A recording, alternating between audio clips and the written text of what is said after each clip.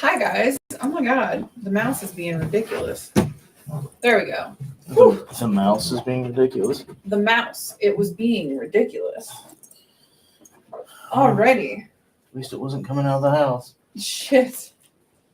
And excuse me, the technology is being impolite tonight. I guess is the best way to put it. Because on my cell phone, I'm just gonna restart my phone. But happy fucking Tarot Night Live, guys. It's been 2 minutes. I can cuss. And thank you, MJ, for the stars, letting everybody know that until I get back up and running on my cell phone, I can't read the stars. But I know you sent stars, so if you would like a reading, please do let us know.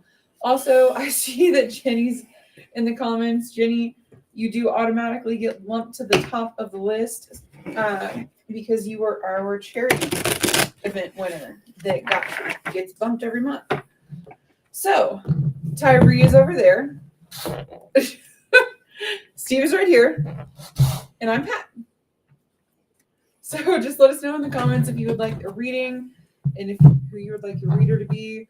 While I'm getting up and going, just as a reminder, all of our readings are free, but of course, if you send stars or donations on the Venmo, you are technically a paying customer, and therefore you do actually, get bumped to a different list. We do have the Venmo up. I am working on it. Technology has been a little rude. So, give me a sec, y'all, and I'll get it going. It's not the technology, it's the user. It's probably also the user. I'll be honest about that. Because I know that people have sent stars. Because it's showing me that people have sent stars. But it's like, oh my god, what is that? What are these? What are those? Yes, Dad, I'm in the house. Yep. All right. So currently, it looks like MJ and Dad both sent stars. I know Jenny's in the comments as well. All Yep. readers, general read of the next few months. For who? All of us. No, I mean for who? Jenny. Okay. Thank you.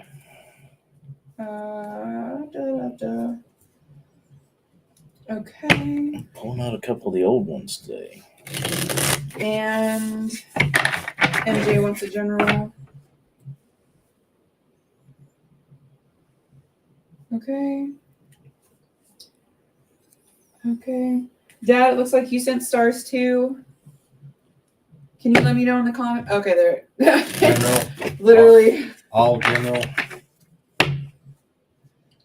All right. Got you added. And Ms. Sheila, I see that you asked for a reading as well. I will get you added to our list. All righty. So while I'm doing this, next month we will actually have topics. Yes. We will actually have topics. They are going to be brought to you by the SMX trainees. Yes. So I'm actually fucking excited for that. Speaking of topics, and we do have a ticker, guys. I watch birds fucking. Why did you watch birds? I mean, they were on the ground beside the van. I don't know why they decided to do that, but what, fuck or be on the ground beside the van? be on the ground beside the van where I could see them. I mean, maybe they're voyeuristic birds. Did you ever think about that? Maybe they like being watched. Evidently. But it ain't February. They need to stop. And Mike said he wants his about the new geologist and that path for GSP. Okay. All right. Let me know in the comments who you want to read you. That should be just fine, I think. If we need you to reword it, though, one of us will definitely let you know, especially whoever's reading you. And I saw you ask for one for Terry. Do you happen to know who she would want to read her and her question? So, while all of that is taking place, just as a reminder, guys, we will. They wanted an audience. Yeah, they wanted. Glad I didn't have to pay.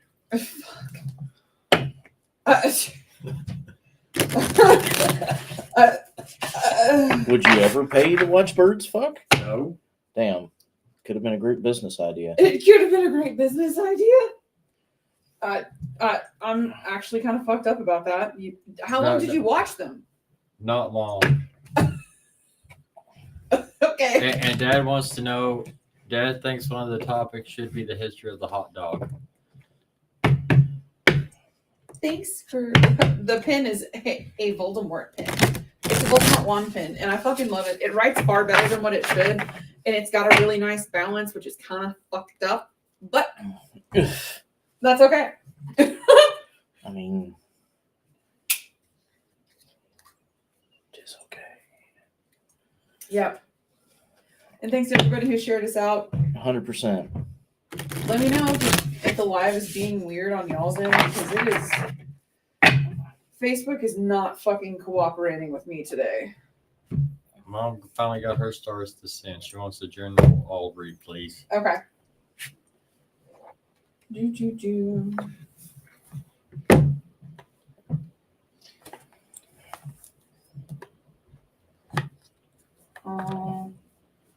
Okay.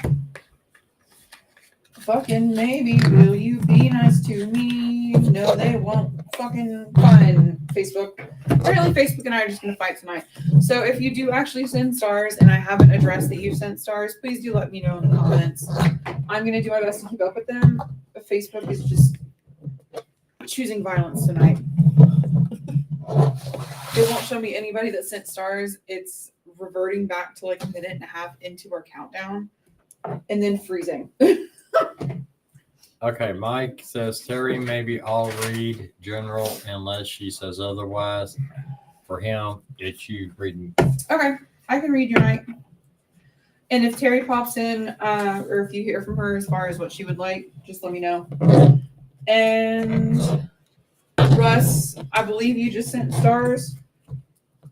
If you did, can you let me know? Because I thought I saw something kind of cross the bottom of my Facebook. Because it's not even popping up, it's like a whole thing. So we're on an adventure, guys. It might be on a train into a wall. However, it'll be a ride.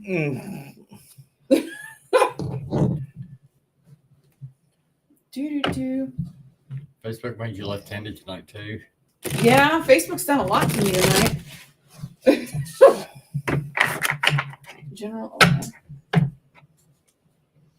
Okay, so first up though, well, Facebook and y'all decide if you would like additional readings, is Jenny. A general read for the next few months from all of us. Woohoo! Yeah, okay, Russ, I got you down as the stars. Thank you for your patience and the clarification, because god damn. Also, this is Grundle. He is my child and I love him.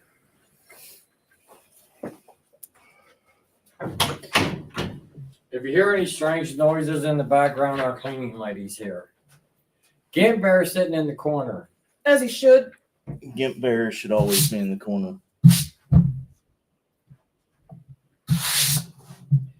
That's kind of hilarious. What's up?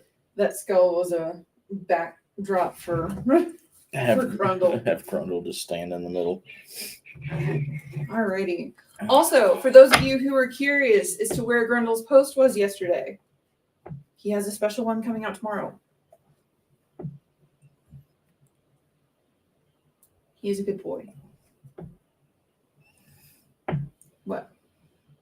We didn't do special announcements. The fuck do you mean? Yes, I did, sort of. I didn't hear any special announcements. I didn't hear you talk about the market. I didn't hear you talk about class. So, this motherfucker. Excuse me, Jenny, because I was about to start your reading, but apparently I need to do special fucking announcements. Okay, Mystical Market is May 16th and 17th at 1165 Center Parkway here in Lexington. And we are coming to you live from the Missing Elephant Shop, Lexington, Kentucky, Suites 114 and 112, 1018 East New Circle Road, 40505. Now, class. For those of you that have been curious to when our next round of 100 series classes are, they are going to be May 8th and 10th. You can find that link to the post at the top of our Facebook page. It's also been circulating a couple of times. It'll also circulate on Tuesday. if you are looking to attend, we can do them online or in person. There are 3 classes, one on Friday, 2 on Sunday, and $130 will get you the package, or you can do the $50 per class. So if you have any additional questions, let me know in the comments. I will happily redo the announcements, but you can also catch the posts. So Jenny's reading.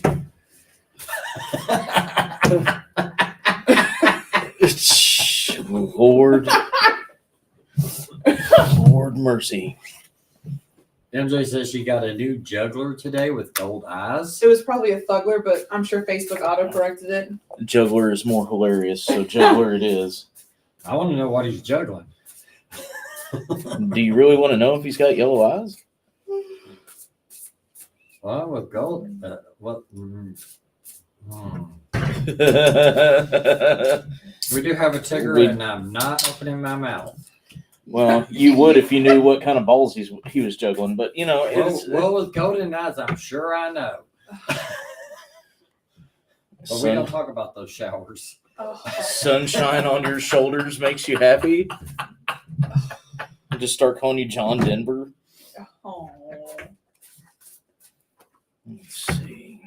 The next few months. Bringing out some old school decks for you guys tonight. I haven't read with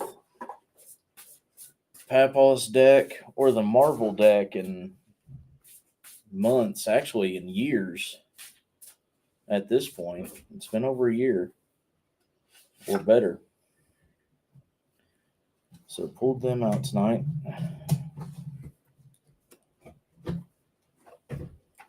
Okay. That's what I thought. Good. Different type of the deck.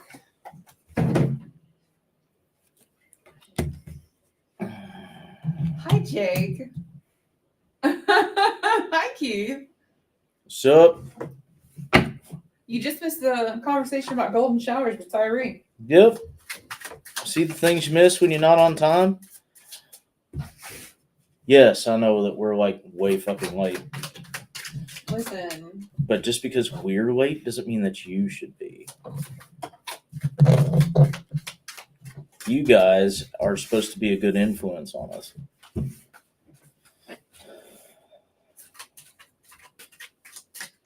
Okay. Bad news, I pulled a Hawkeye. Oh, shit. You got it, Terry.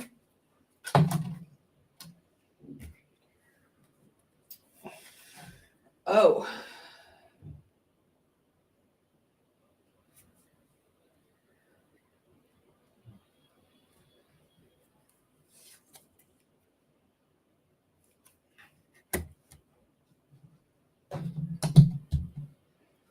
Who wants to go first? No, I can't. Okay. So, using Papaw's deck for this one. It's been a little bit since I read you with it, so figured I would. So we're starting this reading out with a bang. You know, we've got the Protect card. In this particular deck, though, it's a different kind of protection. This is talking about what it is that is close to you, and specifically familial protection. Now, I find this card really interesting because next we have Rebirth right after that.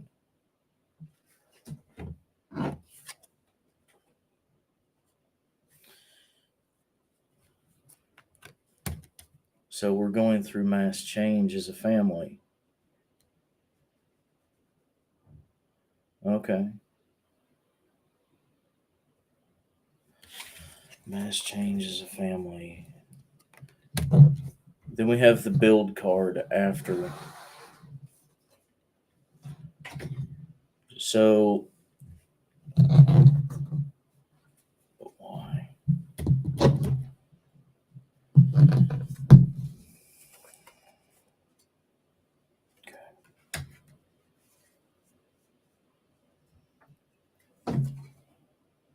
Yeah. Okay. So there's going to be a lot of truths that are going to come out in the next little bit. And when I say next little bit, I mean probably within the next month or so. Not just for people you're expecting them to come forward and say things, or for things to pop out of the ether, or random people to tell you, but for you as well.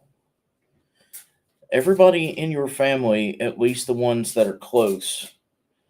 So you two sisters, your father, your mother, especially.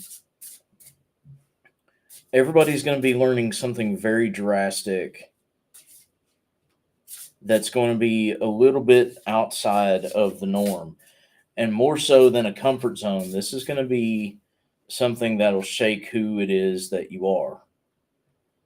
However, by the way things look, freedom is actually going to be achieved through this. One big thing that I can tell you is it's one thing to acknowledge that there's an issue, or that there's some kind of hidden truth, or there's some kind of deep, dark secret. It's another thing to accept the fact that either we were keeping the secret or we were the secret.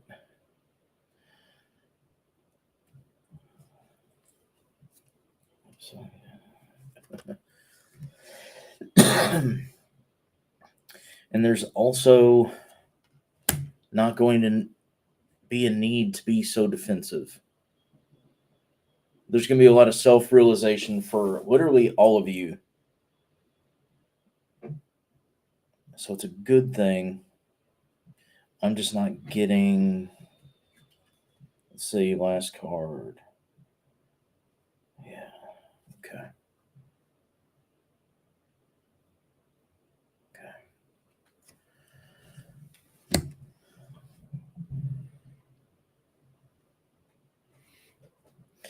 You guys are going to find out exactly, not just that one person may be a monkey wrench in the works, but you all have been. Not just to yourselves either. You're going to find that you guys are kind of a problem for each other. The good news is that through this, you guys are going to find out the ways that you need to actually shift and change for yourselves. It's going to get better, and actually it's going to get better in a good way. And once this is all out in the open, a lot of you are actually going to be able to plan for the future in better ways. That's neat. Next. I can go. Go for it. So my reading mirrors Steve's quite a bit. I actually used a dark carnival deck for you, which I found interesting. Also, you need to talk to your ancestors, because the first deck that I tried to grab was my mediumship deck, and I told them no. Specifically your grandmother. You need to talk to her, and she's been trying to talk to you. She doesn't want to talk to somebody else through you. She's just willing to do that because you're not listening.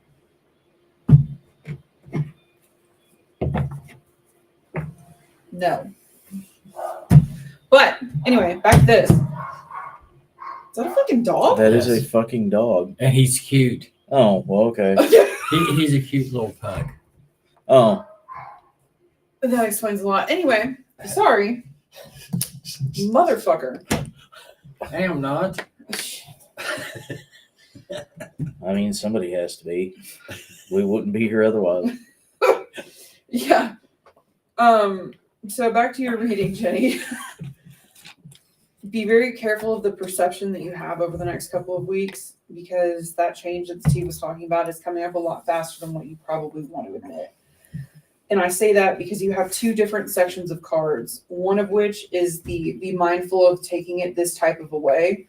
And the other one is literally, these are the tools that you need to call on and utilize to make sure that you don't do the incorrect perception. So the first card you got was the Queen of Staves, which is in theory a great card because this is the perception area. Like, be mindful of this perception. The only problem is that she looks like she's won. She's literally not concerned about the fact that there's flowers blooming and all of these really pretty situations going on around her. It's literally just like a yes, I won. Yes, I was right. I was right. You got to be really careful about that because if you don't look around and see what it is that's actually around you, you're going to miss something fucking important. That's really key here. Next thing is be very careful of feeling like your world is being turned upside down and that no one has you. Because the next card you got was a Three of Cups reversed. And we're still in the perception area. So be careful of this perception. And it's literally, well, nothing's coming from any of these cups and they're literally trying to fill each other and then they just topple over. Be very careful of where it is that you land in the middle of that, because if you're not careful, if you lean back into the wrong perception, you're going to be one of the ones that is actually a problem. This is a really good opportunity for you to actually lead and guide in a way that's going to be productive and progressive for you. It's a really pivotal moment and you need to look at it that way. Just make sure you actually take the moment when it's needed.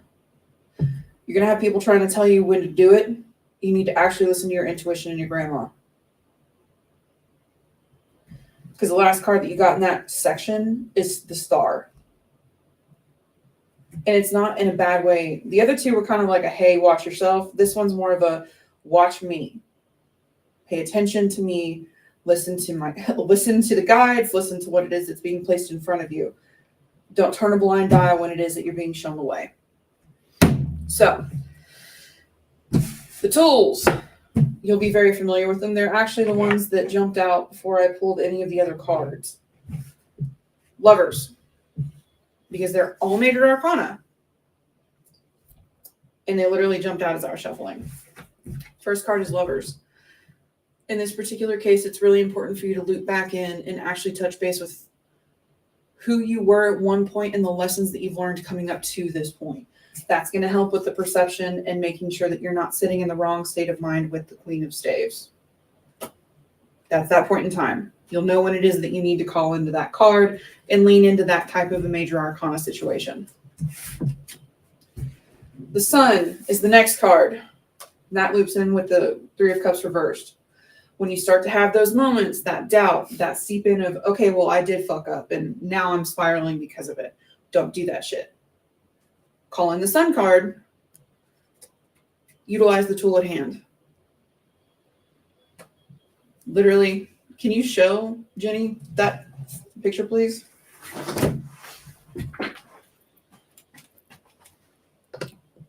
Specifically the bottom. You see that shit? Can't even make it up. It's two gingers. Like two ginger cats. So. That's hilarious. Yeah. He's always around. He's always around. You just got to acknowledge him. Last section is when you are starting to maybe lose that perception and lose out where it is that you need to be going. The last card you got as a tool is Judgment. Decisiveness and understanding where the changes happened because of the reasonings that they needed to. When you start to feel like you're losing the way and you're not actually tapping into that intuition and the perception's getting skewed, you can call on the Judgment card and actually have them come help you. Listening to your angels is important. Listening to your guides is important. Listening to those around you that provide you with insight is very important. Just something to keep in mind. Hopefully that helps. My turn. Go, man. Go. Yay. Do Jenny. it. Just get it. I've been told you're not going to like my reading. So, I'm sorry up front. My reading sort of goes along with theirs. Because I got I got a card with a bunch of cats on it, which is talking about your familiars. And I got a protection card. And I got a moon card. So that is telling me to lean on your familiars and your guides. They're there to protect you. Also, tomorrow night is the flower moon. Mhm. I'm being told that you need to get out and talk to her. Because what's coming up is going to be rough. And she's there to help you through. Because my cards are telling me that you need to step out of your box and take it slow and easy. Don't jump off the cliff. Take it slow and easy, but you need to go play in public. You need to get out and mingle with the human race a little. The Chariot card came out too. As you said that. But this is all about your self-love. The moon, Jenny. This is all about self-love. I'm being told that you need to learn how to love yourself in a different way. And stepping out into the public a little at a time will help teach you that.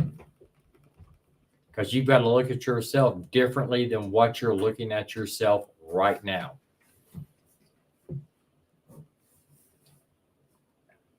And that's going to take time. Believe me, I know that. That will take time. So get you some rose quartz. Go play in the full moon tomorrow night. And chill. And then just start slowly working yourself out. And then things will start changing. And that may help with what the other stuff is that they were talking about with your family. Hope that helped. I told you weren't going to like it. That guy told me plain and clear, she's not going to like it. I think the main thing that was probably not liked was the getting out in public. That's what I figured. But yeah, getting out in public, do it slowly. Yeah. Because the card that told me that it's the Nine of Swords, and it's a girl. It looks like she's wearing a rider's cap, but she's playing shadow puppets. It's kind of a cool card. That's the deck you all got me. Oh, you're welcome. Yeah, she thought you were talking about her grandmother at first. Get out and talk to her. Well, that too. Yeah. You can do both. At the same time, actually. Uh-huh. Yep. It would be a good time to. Like I said, get out to the moon tomorrow night. If possible, get out and go riding in the full moon. That'd be pretty fun. That would be fun, and that will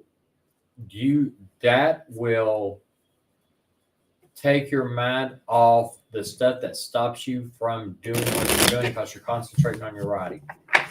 You're relaxing with the riding. If you can do that, I would advise doing that tomorrow night in the full moon. That'd be pretty fun. No, actually, what's fun is swimming in the full moon. Doing much of anything in full moon. Well, depends. Driving in full moon, nah. All right, y'all. Alrighty. Next up is MJ, General All Read. Mess. MJ, General All Read.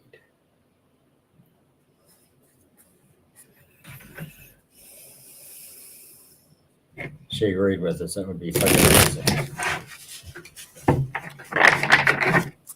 Hello. Thank you to those of you that are joining us. We are reading cards tonight. If you would like a reading, just let us know in the comments. he would like to read you and your question. If you send some stars, that gets you bumped to the top of a different list. And we will get to y'all as we can. MJ. There's a general. Yep. Thanks, MJ. What? Gotta go get a different deck. You should know you should be prepared. I was prepared. You know me, different decks holler because those don't want to talk.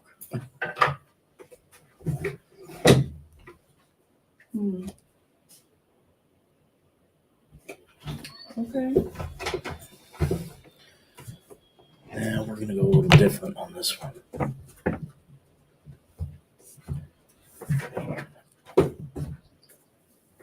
You didn't pull yours out. Which one? Oh, the Citadels? Mm-hmm. No, not tonight. The goal is not to be raw this month. So I have tried my best. You're not difficult, MJ. Tyree's just a bitch sometimes. Get a Magic the Gathering deck. Those last forever. Actually, he's got one. I do have one. And Tyree is not a bitch. But he does usually have cards that are like, oh my gosh, this person is actually getting a reading. Hell yeah. Because that's what actually happens is that he asks before we go which decks he needs. And when someone makes a choice to get a reading, sometimes it shifts which decks he needs.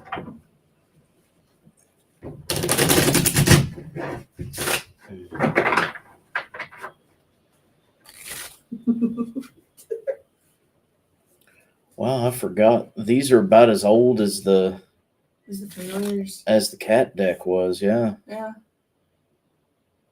Damn, You actually had those first. I did. So these are actually older. Using the Marvel cards.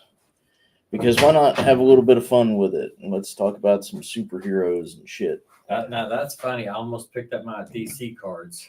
That's hilarious. That would have been funny. But actually, what's funny, and I really love our shop. I went running in there to get the cards that were hollering at me. And I went into the showroom, and there's some guy sitting in your mom's chair. Not Interesting. corporeal. Not a physical person. Yeah. Felt the need to tell people online. We don't just have a random dude sitting in our shop. Don't know why. I was telling MJ that part of the reason, I was telling everybody online that part of the reason why you had to go grab other decks is because sometimes when people make the choice to actually get a reading, it shifts which decks you need. Yeah, and I'm thinking about moving all my decks in here because this happens every time I read on with you all. That's why we have big boxes. Yeah, actually. Because inevitably.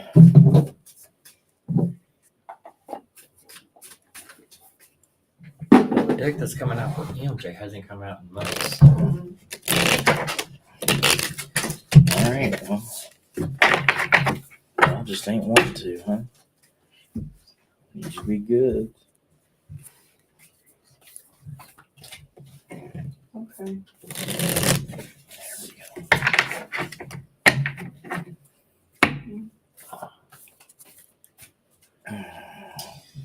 Got a Magic the Gathering deck? Yeah, I got one.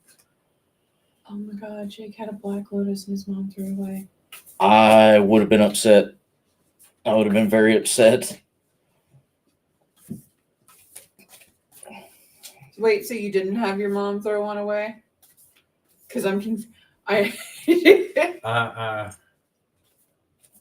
That would be heinous. Yeah, I would have been very upset about that. Same. Especially if it was a first print. Oh no, it wasn't him. It was somebody that it happened to. Oh, okay. Whew. Still, I'd be very upset.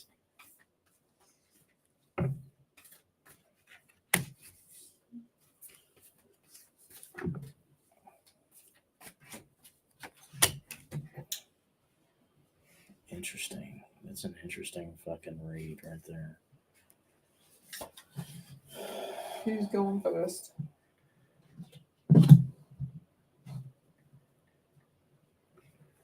You do it. I may have to grab another deck to work with this one. Maybe not. So MJ, so what I find interesting.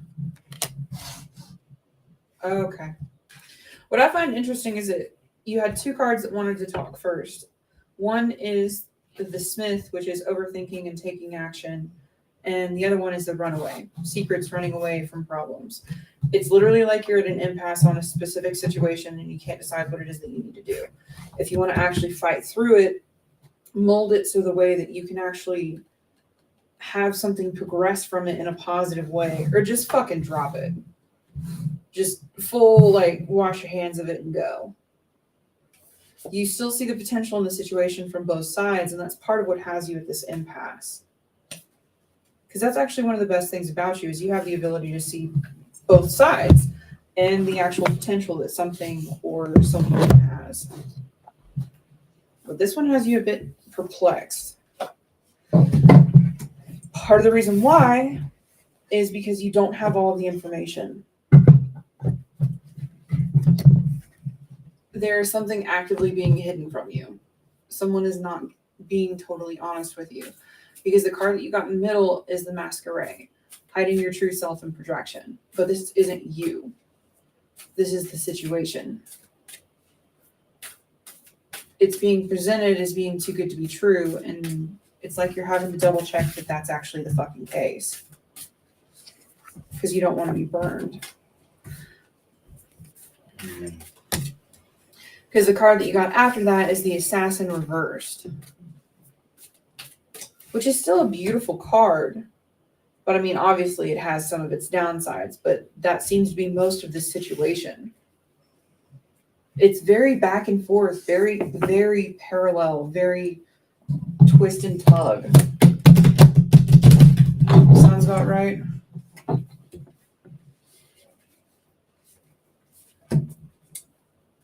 So the next card that you got is the Adventurer, responsibility and expectations.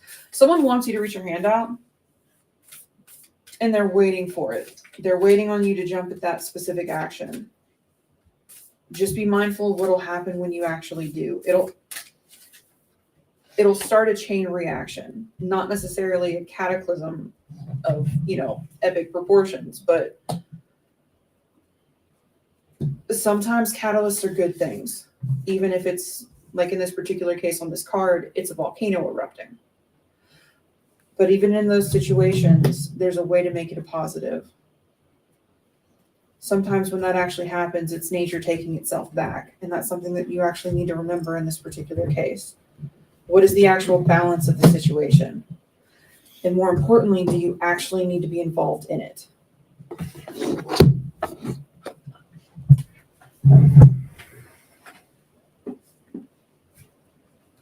And that's the actual question. Do I need to be involved in this situation?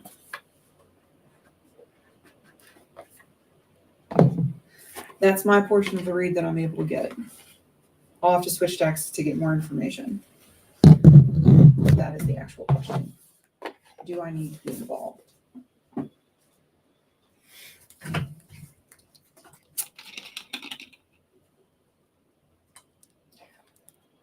That's the thing though, MJ. Either way, you're going to come out on top because you actually know how to play the game, and people underestimate you for that. Because the last three cards that you got were the Aspirant, which is ambition, diligence, and setbacks. Another paradigm card, another card that's literally like, okay, no, it's the best of both. But because you have the ability to actually see that, you understand where everybody's already at. You got the Sentinel card as well, determination and certainty. So this is just verification for you that you are actually on the right track, and you are. Because the last card that I got for you is the Diviner, divine timing and evaluation. With a tiny little seed. I'm pretty gun shy at this point. That's fair. That's totally fair.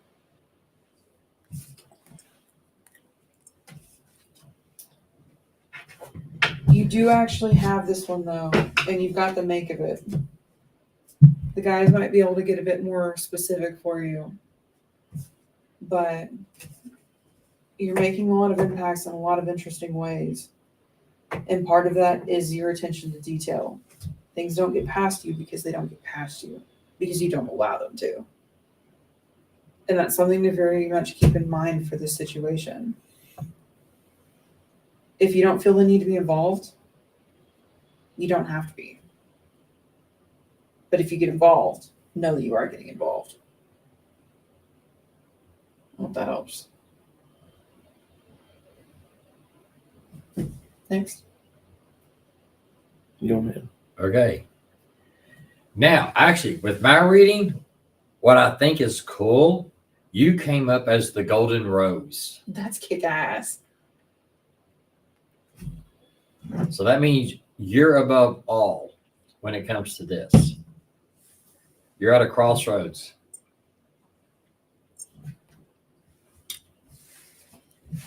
You need to make the decision of what you want to do. And the best way to do that is stop looking at stuff in black and white. Because I got the Jupiter card, which is totally freaking awesome. It's mainly black and white with a little bit of rainbow in the back. So you need to stop looking at all situations black and white. Let the light shine in so that you can see the truth about what's being said and done. And like Pat said, if you want to be in whatever it is, go in knowing that you're in. But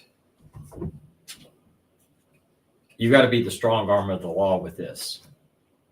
You got to protect yourself.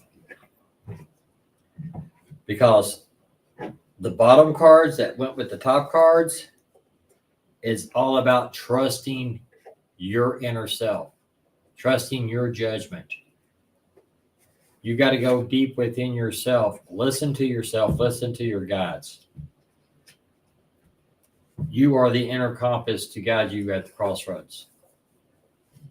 And the best way to do that is if you get to a situation that you need to sit down and think about, take a deep breath.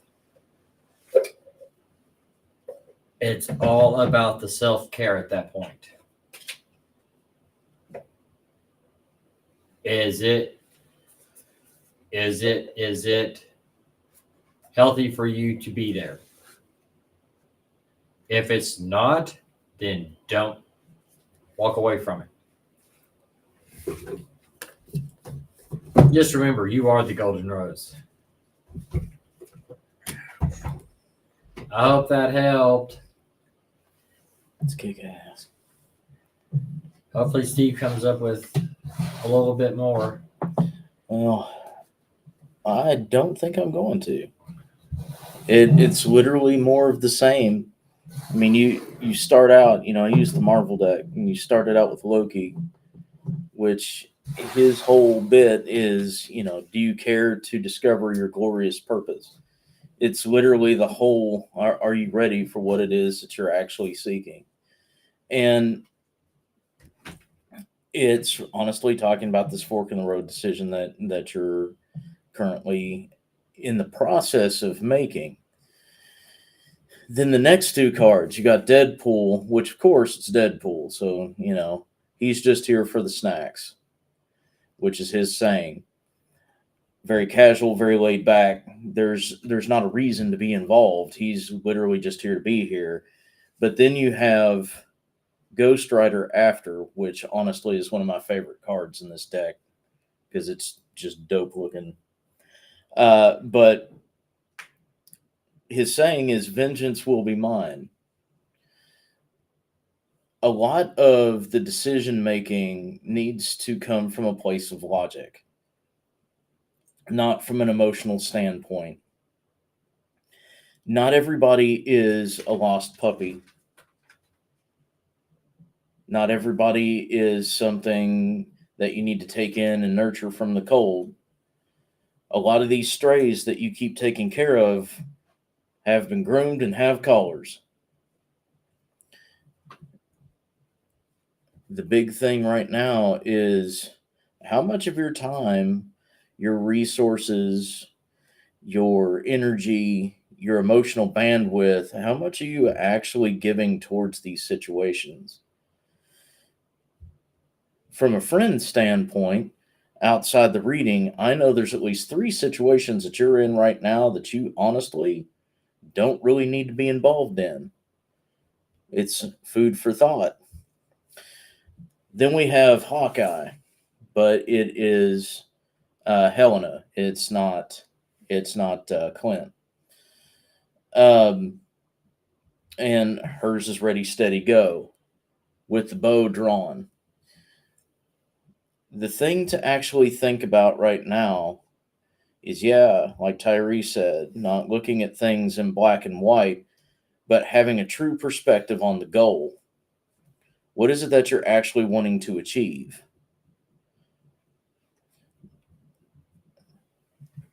Now, the last 2 cards, and one of them is my favorite card in the deck. But these last 2 cards are very interesting to me. You're going to be seen, at least by the people that have their hand out, like Pat was talking about. You're going to be seen like a really cold bitch, the cold shoulder. Maybe it's that stroke I've been praying for. You have Emma Frost. And her saying is, if you think I'm cold now, just wait.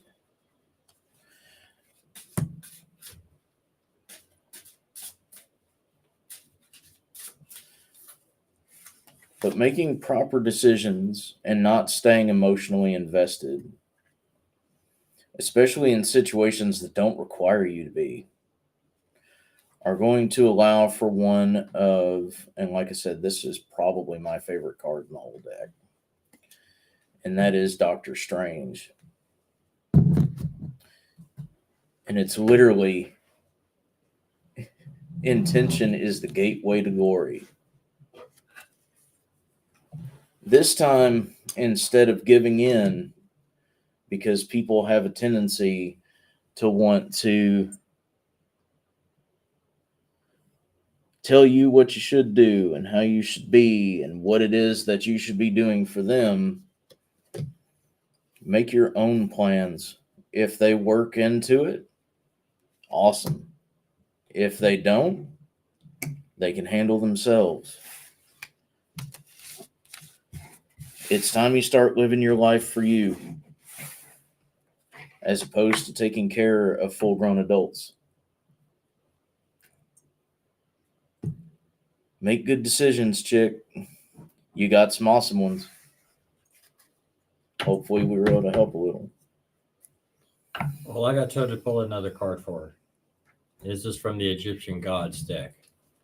And Heka came out. That's interesting. And that's the alchemical force.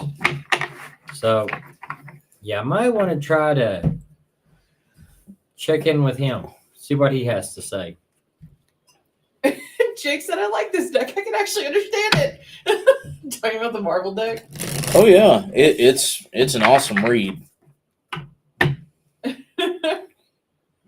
It's an old favorite. I haven't pulled this deck out in a while. But it's usually pretty spot on without being aggressive. Funny you should say that. I have been feeling like a little bitch. Well, don't let others' perception of you personify yourself. You have a much better way of saying that than I know you do, Steve, but we should never define ourselves through the thoughts, actions, or opinions of other people. thank you. And I don't think you're a cold bitch. You might be a crazy one. Saying that.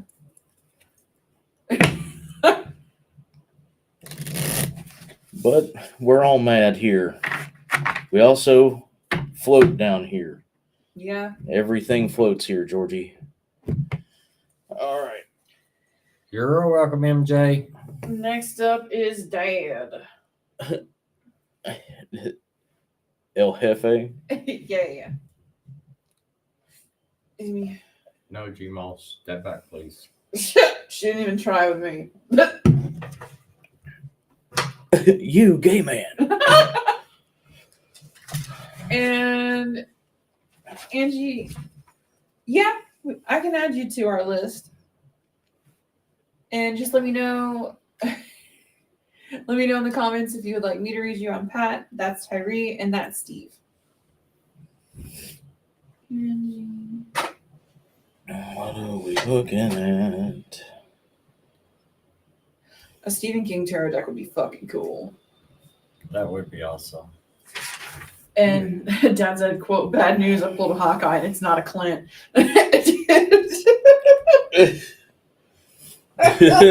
Fuck. Okay. Okay, well, Gmail just yelled at me and says I need a gnome deck. Well, I mean, it's the Jeff. He called him El Jefe. You know what that means. Uh-huh. Because they're here in Trotton. You got two of them running around in a circle over there trying to beat shit out of each other for some reason. They both want to talk. And neither one of them is. It's my turn. It's my turn. Yeah.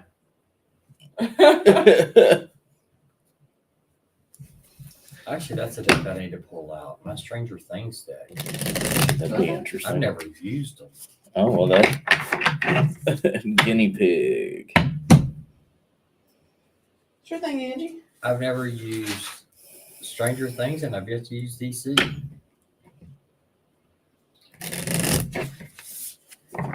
The DC cards are kind of fun. I haven't messed with the Stranger Things deck. Dad.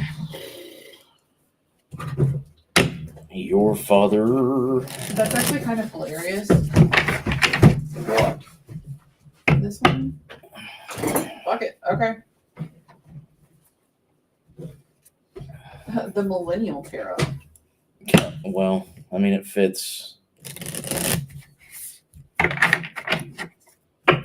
The Marvels are wanting to roll again. Makes sense. Marvel is Dad's preference. Well, DC for some things, but Marvel is his bag.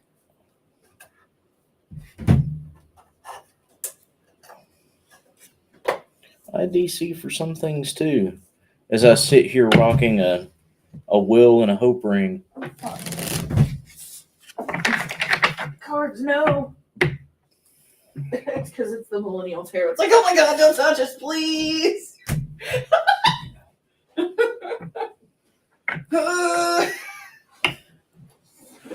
All it wants to do is make coffee and go to college. And eat avocado toast. Ugh. Avocado toast. Yeah. Yes. That sounds good. It's delicious. Okay, a McDonald's hash brown, preferably Trader Joe's because Trader Joe's has a better hash brown. But like one of their hash browns, some avocado and an egg with everything but the bagel seasoning is one of my fucking best, like favorites. Oh my god. Sorry. She's making me hungry. Dad said just not quote the Marvels. No, not the Marvels. That's that's just an interesting way to start this out.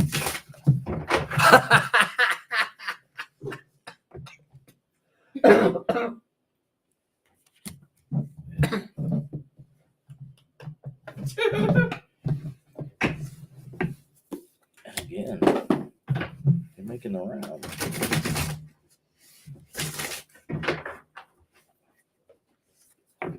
Ooh. Okay, Jay, yeah, I want to use the DC deck. I have never used them. So I don't know what cards are in here. I mean, I'm really kind of here for this. I have eyed the DC deck. I've got one at the house. That's open. Fucking where? I don't know. Are you sure it's not here? It might be here. Actually, yeah, I think it's over there. No, if it was here, it's Oh, well, then it's over there. probably over there. It exists somewhere, Uh-huh. probably in the ether and in my own mind. And Jake says you need to stop being a hipster. I'm a basic bitch. I'm sorry. No, you're not. I'm really not sorry, but I am a basic bitch. Where's the pen? All right. Cool. Were you about ready to say contrary? Yeah, but the card that popped up made me laugh. The Millennium Dick has influenced her. It has. I shit you the fuck not. I pulled the world card, which is boozy brunch, and it's got a mimosa and avocado toast.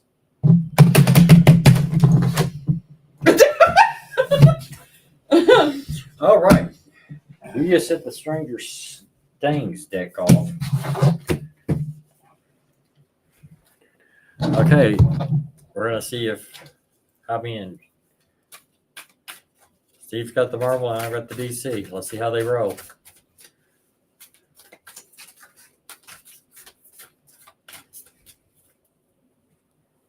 Let's see.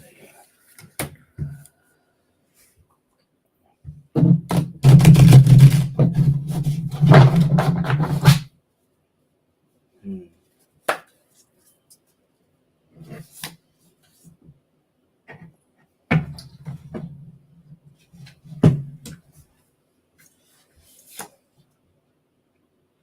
Who wants to go first? You do it. Okay. So it's an interesting go because the first card that you really got was the Patriarchy, which is the Emperor card in this deck. And I find it kind of cool because it's actually an interesting depiction. It literally depicts somebody who's trying to understand where it is that they not only fit, but how it is that they can deconstruct the impressions and the current understandings of themselves, because it's not who they actually fucking are. And I find that really neat because it takes a lot of confidence to be that individual. I find it interesting too that the Patriarchy is the father figure card. Mm-hmm.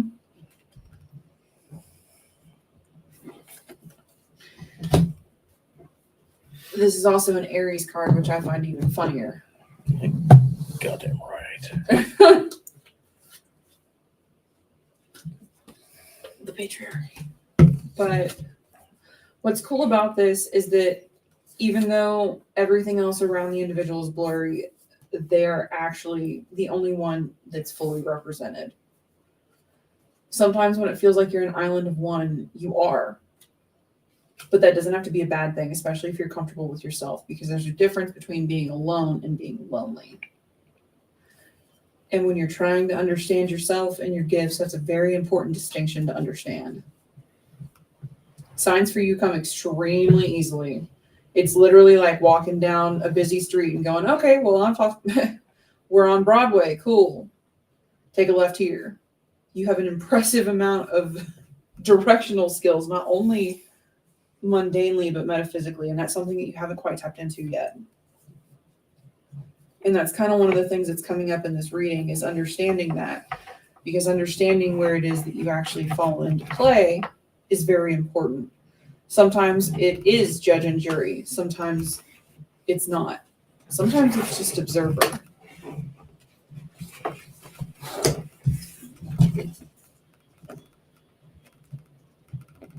That's kick ass as far as card. Uh-huh. And There goes with what you were just talking about. yeah. The next card that you got is Thirst Trap. Hilarious. I agree. I think it's fucking funny. But what's even funnier is that the first thing that I thought of, because it looks like a chocolate fountain, was literally being told that in Golden Corral, some kids you've actually seen stick fried chicken in in the chocolate fountain. Don't be the motherfucker that goes into the Golden Corral and sticks the fried chicken in. Thanks, you just gave me an idea. There's a Golden Corral right down the street.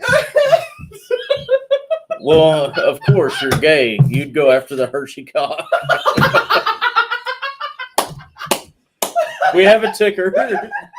We have a ticker. We have a ticker.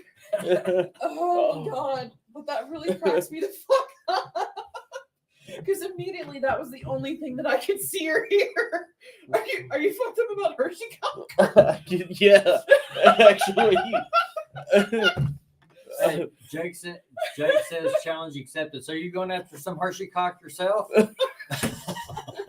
We got a ticker. We do.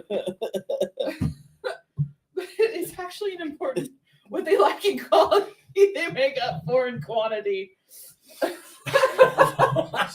of a bitch. Which is actually the lesson here. About Hershey cock or the other?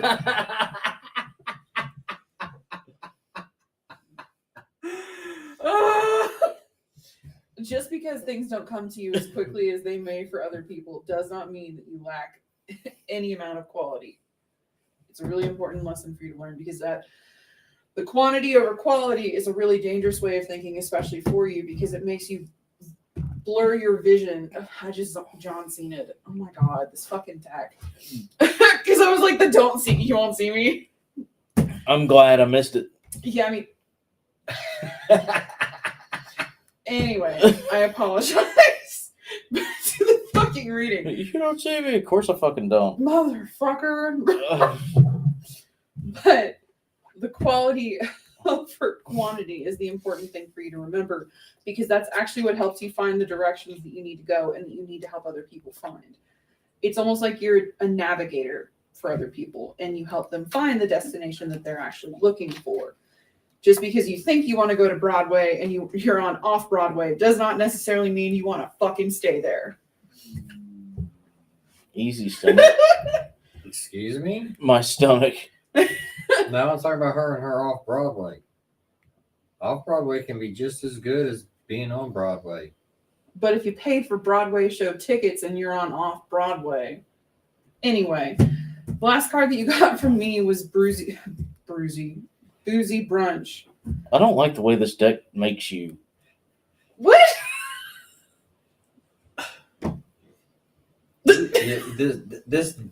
This deck makes you act like you're drunk. Actually, it kind of does. It's the power of the millennial. What's bad is that the last card is literally Boozy Brunch. But that's like the pinnacle of fucking awesomeness. It's literally the best way to end the week because it's almost always on a Sunday. True, actually. Or Or start a week. I was going to say, it's also the best way to start a week.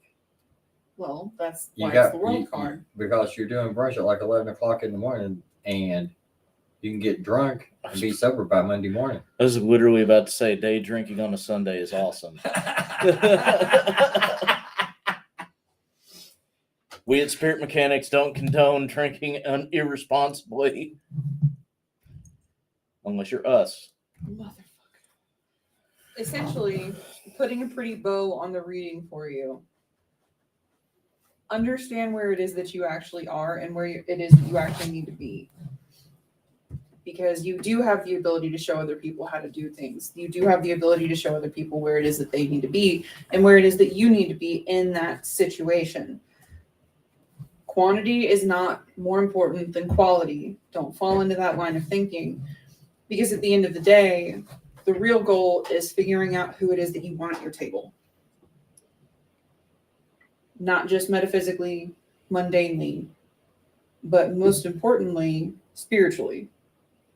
Because in this regard, for you, they're three separate things. It's a unique relationship that you have, and it's one that you need to nurture. It's a different type of relationship, but it's one that doesn't need to be forgotten about. Hope that helps. I'll put the boozy cards away. Boozy toast? Or toasty booze? Toasty booze. Toasty booze. Hi, Jay. It's 6 p.m. somewhere. Thanks, Jake. Yeah. See? This guy gets it. So can I go next since I actually have two readings? You have, oh, well, you're reading for, yeah. because I had like a whole reading flat out of the Stranger Things deck, Okay. which sort of goes along with your reading. So on the Stranger Things deck, which is actually, now that I'm looking at it, it's actually pretty cool. Oh, that's pretty cool. So first card is the Seven of Scoops. Second card is the Ten of Scoops. Those are telling me that you are piling way too much on yourself and trying to take more on. The problem there is, and which the next two cards is the Two of Spokes and the Ace of Spokes, is you're going to crash and burn. And during this process, you are going to lose yourself. So you need to stop building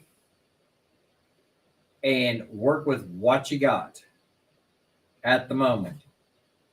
And then slowly start building on that. And speaking of Broadway, the last card is the Page of Strands, which is a girl singing. Nice. You are your own star. Keep an eye on yourself so you don't lose yourself. Okay? Next deck. The DC. Hershey cock.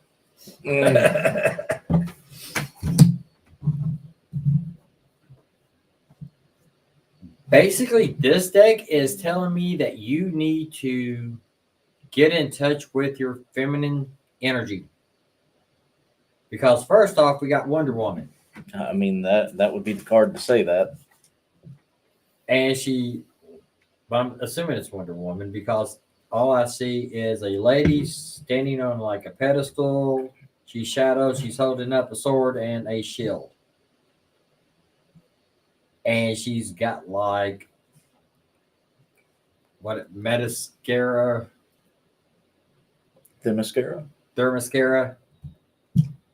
buildings around her. It's an Amazon. Yeah. Hold it up for me. It's an Amazon. Yeah, it's an Amazon. Yeah. Next card. Because I couldn't remember if it was Hippolyta or not on that one. Next card, you got Catwoman. So you got Wonder Woman and Catwoman. Two very different ends of the feminine spectrum. Yeah. And she is sitting in front of the full moon, so you need to get out into the full moon tomorrow night. No, she is not hot. She is not Linda Carter. And Catwoman is not Janet Jackson? Michelle No. Pfeiffer. Michelle Pfeiffer. Ooh, Michelle Pfeiffer is hot. Anyway, you need to watch Grease 2. that's not where I'm going. You need to watch Batman Returns. Like, goddamn. Anyway. The next two cards it's pointing me towards your masculine energy. You've got two. Catwoman is Julie Newman. Oh, if you want to go back that far, We're looking at Eartha Kitt. yes. No one need. Actually, I love Grease too. Thank you very much, Jay. This is so fucking off the wall. Oh my god. This is so ADHD. This is rough. So the next two cards is pointing to your masculine energy, and you've got too much masculine energy that you need to work with your feminine energy. Now, the best part about this is the last card, the Judgment card. Don't be up front and center. You need to be your own mystery. You need to be Batman. Generational wealth is amazing. Isn't it though? God, nepotism. Anyway. Batman is your key there. You need to be the mystery. Don't let everybody in your business. Keep everybody at a distance if you think there's going to be a problem. Actually, that's the way to solve the problem. Just keep everybody at a distance. Fuck it, just hermit. But I actually see you. I actually see you as the Adam West Batman, not these new idiots, because they suck. Boom, pow. Okay, there you go, Steve.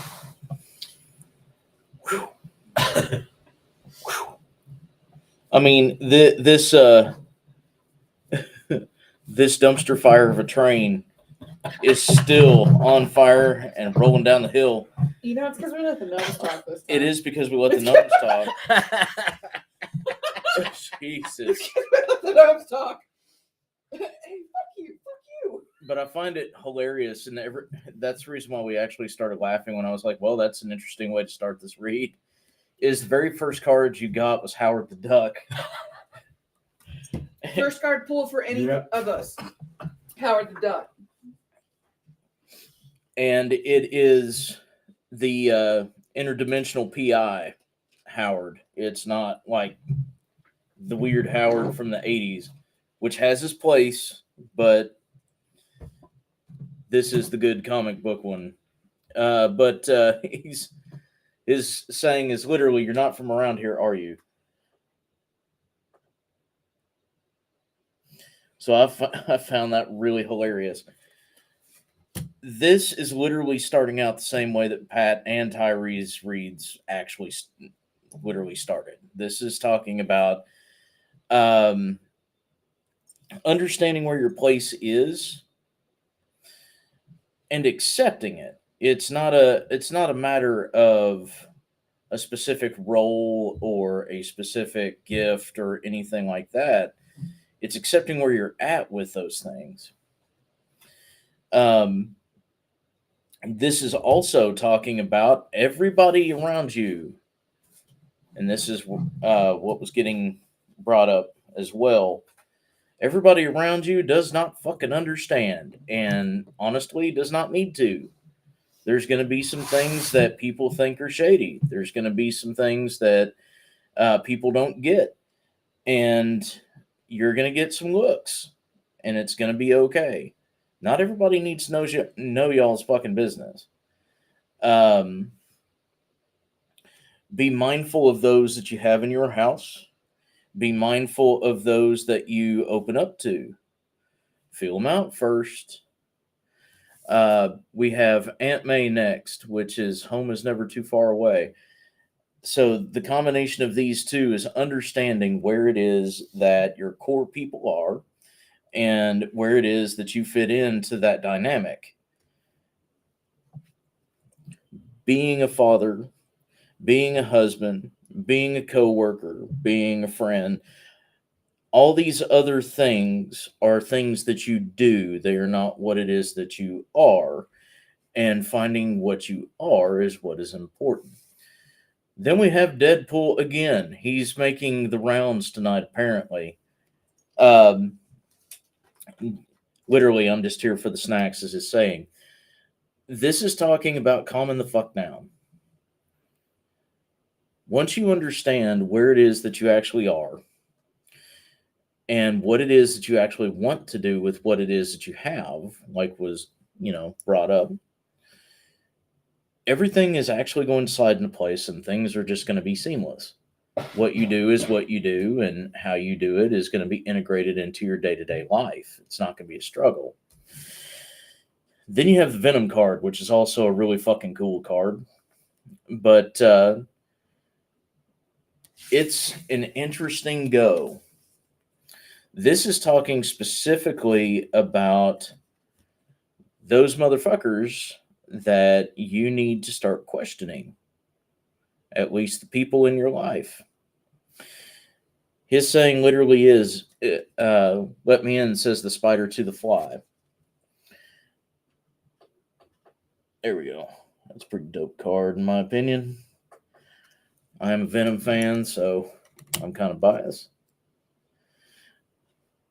but it makes it really interesting because this is literally gearing up for you being in a situation where you are outnumbered. Whether that is a specific committee, cough, cough, a specific group of neighbors, cough, cough. Exactly. Or if it is a specific group of family members. The first two, more likely. You're going to wind up outnumbered. Knowing what it is that you can do and where you stand with those that actually give a shit is going to be very important.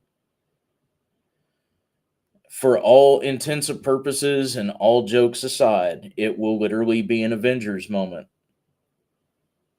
Because something really interesting is about to happen. And you need to keep your head on a swivel.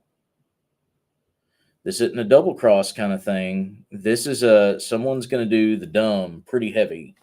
And it's going to be a mundane dumb. And you guys are going to have to be able to navigate it, which I find interesting. We've got Jubilee, which is also a neat card. This is just a neat deck. But her saying is, be bright, be fearless, even in the dark. With her shooting her quote-unquote fireworks, as they call them. Everybody do like that. Jubilee's pretty cool. She's a rebel. You know, that's her thing. And, you know, as she gets older, there's a lot of weird shit that the comics do to her. But, you know, this particular depiction, she's still her teenage self. You know, still a mall goer, still a quote-unquote basic bitch. She would be the quintessential millennial right now. As I keep staring at you. But this is literally going against the grain. When you are 100% surrounded, understand that you have more than enough with you to withstand what it is that's going to come your way. You are not going to have to stress this. Not in the ways that you would typically have to before. You just need to rely on what it is that you know. Because, and this one's just a fun card. It is Squirrel Girl, hilariously enough. When the wilderness calls, I listen. This would be your Fae buddies that came to us and asked for the reading.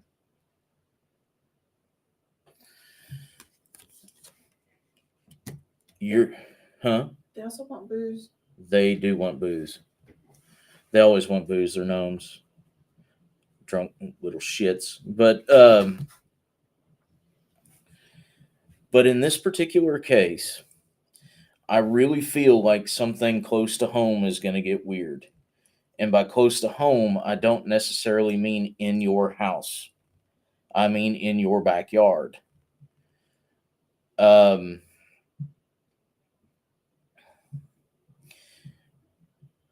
Watch for the signs. You're going to see signs in the woods back behind your house. Watch for the signs. They're going to tell you when to duck. It would be a good idea to, you know, get to lurking, like Tyrese Reed told you about. Yep. That way, when the time comes, you can be the patriarch you're supposed to. You've got a team. You got friends. Even if they're in a different state, and I'm throwing that out there on purpose, even if they're in a different state, you've got friends. You've got a team. Be smart about how you utilize it. Hopefully that helped out a little. You said listen to the signs and notice them, and all I caught was the smell of smoke. I could see that. Smoke would be a good one to pay attention to.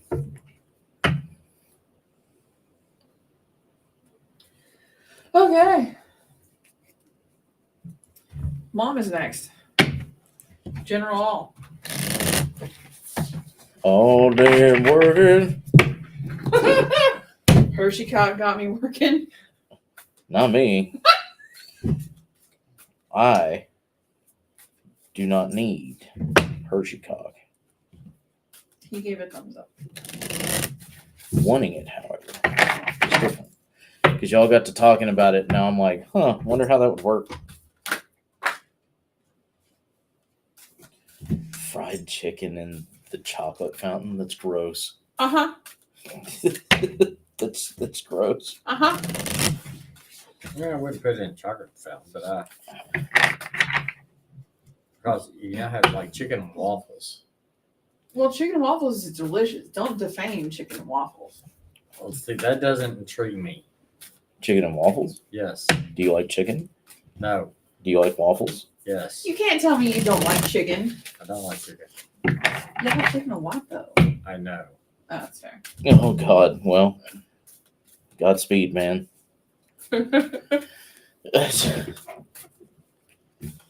But I could get like, we should get like a couple of chicken potatoes and put chocolate syrup on them and see what it tastes like. I mean, you could. Yeah. I mean, obviously, some people like it. People put honey on chicken. So I guess chocolate would just be. Hey, we could start something new. Don't do it now. Yeah, I don't want to read you, though. You.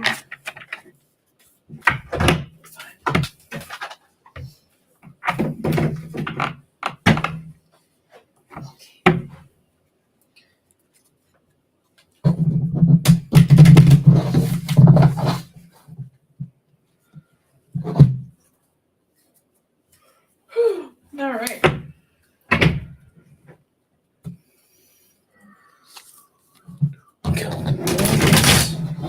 Not great.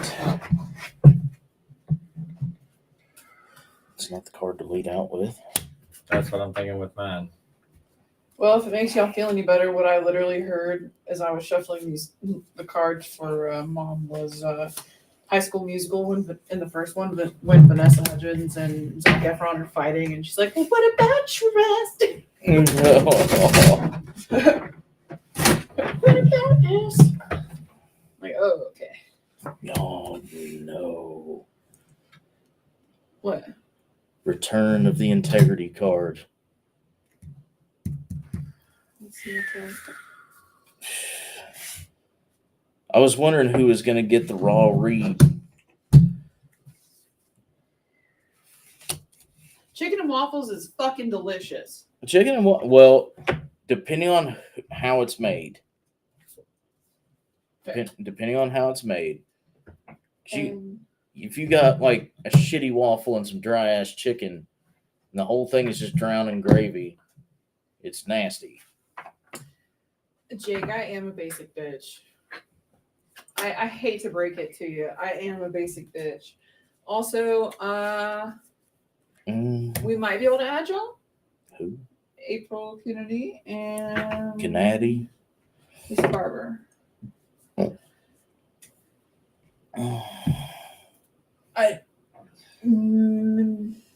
Thanks. What? I got High School Musical in my head now. You're welcome.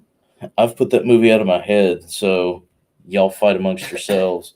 No, the song that suddenly went popping in my head was "Keep Your Head in the Game."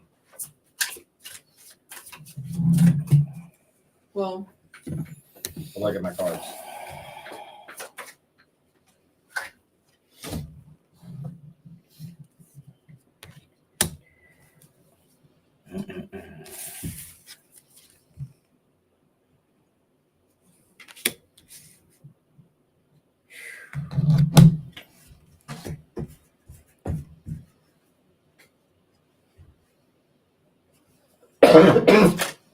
This is going to be an interesting read.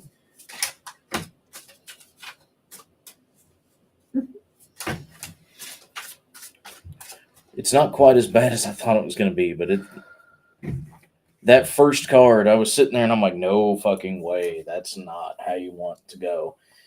So I'll go first this round. So the reason why I say that is you have hero cards and you have villain cards.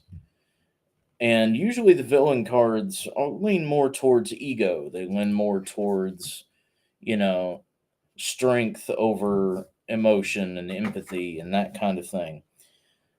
But you got one of the worst ones that you could have gotten in the entire deck, and it's Doctor Doom. And it's literally control at all costs. It's a rough card. Usually I see this in the middle of reads, not cough cough, that is a joke.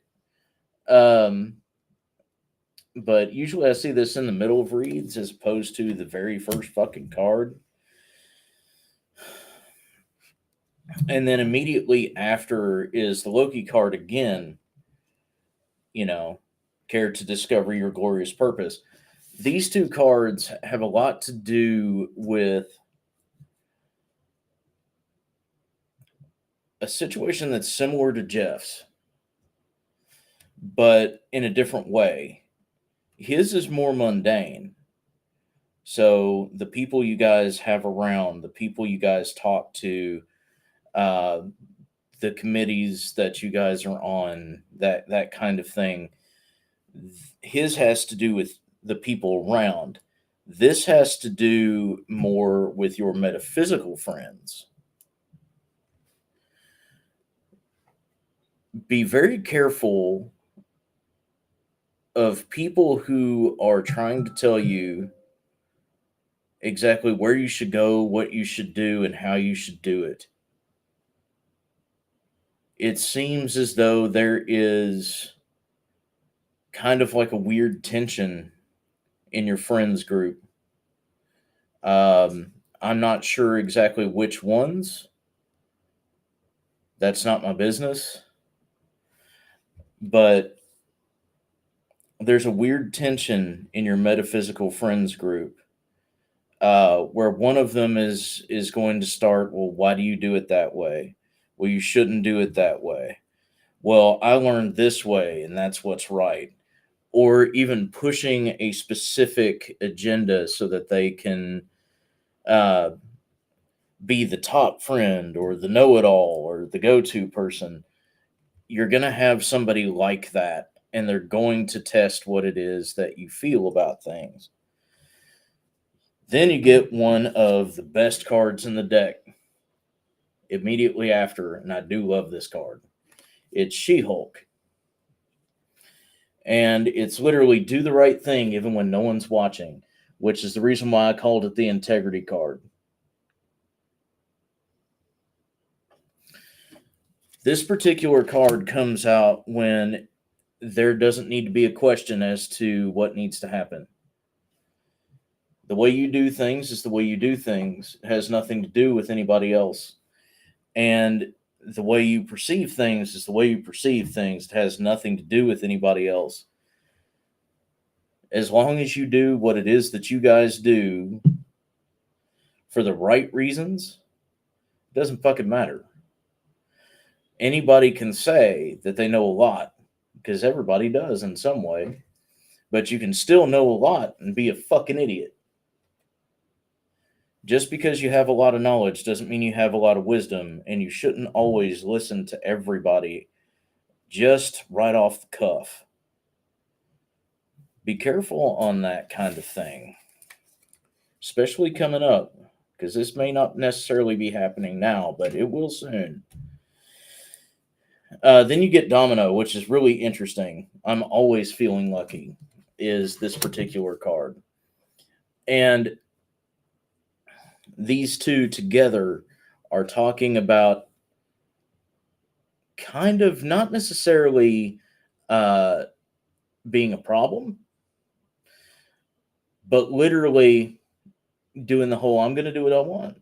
I'm going to be the person I am. I could care less. That kind of thing. testing the boundary of the friendship or the dynamic of the group or whatever it is, and coming out on top. You're going to be seen as the person that was right. You're going to be seen as the person that was just in it, and you're going to be okay as a result. The biggest reason why is you already know what it is that you're out to do and what it is that you're meant to protect. The last card you got from me is Iron Man. And his saying is, what are you really protecting? In this particular case, is it the group? Is it an outside party? Or is it your own comfort?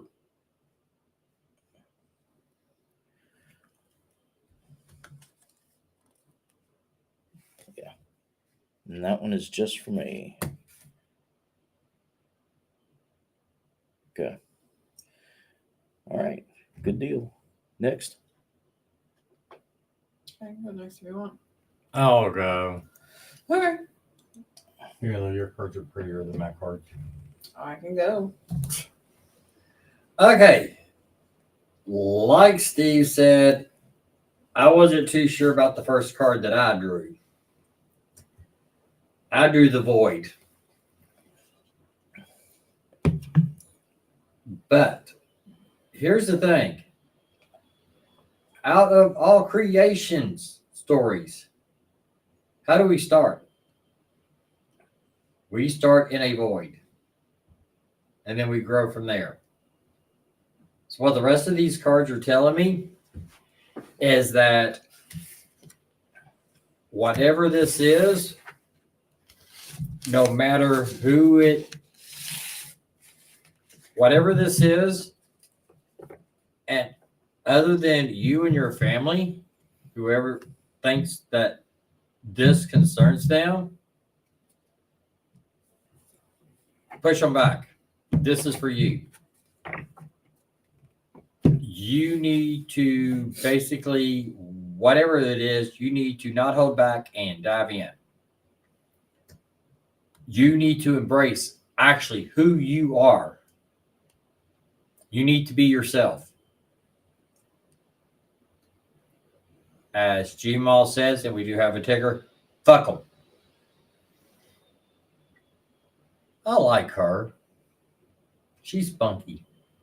The thing is you have the inner power. You just need to find your calming place or safe space to go to during meditation to actually calm yourself. Calm that inner power. Because all of this is starting to be new beginnings. But what's really cool is that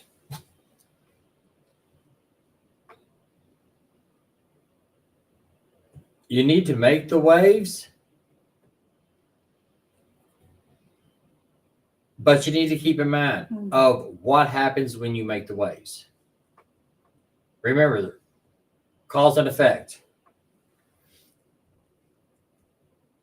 So before you actually make a wave, think about what the outcome may be. That's what the calming yourself is. Don't jump in head first and don't play off of emotions.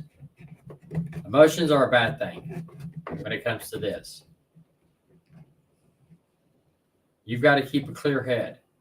You've got to weigh everything out before you actually throw that rock in the middle of the water. If you do that, everything's going to be clear. And it looks like you've got some opportunities coming up. So that sounds interesting. So you've got Evidently, you've got something coming up that's a big opportunity for you. Keep a clear head. Don't use your emotions. Weigh it out. Don't jump without thinking. Hopefully that helps. I'm sorry in advance because literally it's like 4 separate fucking readings. Because on one side, it's literally, I literally have, because I had to start asking, all right, who the fuck is giving me this portion? This portion's from the gnomes. This portion's just a small reminder for you. This portion's from Samson. Then this portion is the portion that pertains to what it is that they were talking about too. Okay, so she gets 4 readings from you and Doug gets 2 readings from me. Unintentionally, I don't. The old man wants you to talk to him. That's all I'll say for that one. Old man wants you to talk to him.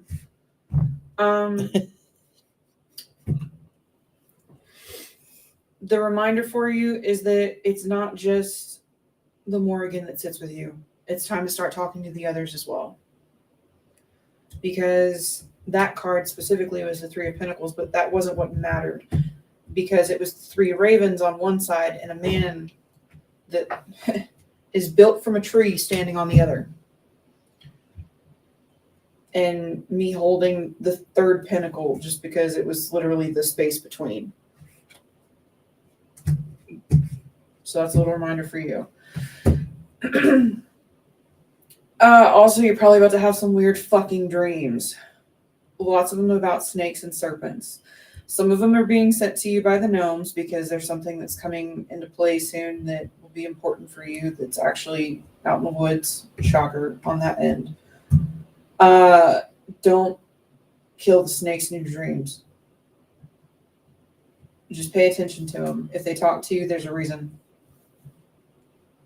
Be mindful of the black ones. Those are the ones you actually have to like kind of watch. But the snakes specifically being sent by the gnomes in your dreams have a purpose. It's to help you understand yourself, and it's also to help you link back to some emotions that you need to process.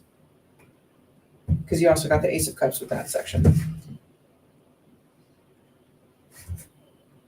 They would also like to remind me that they would like booze.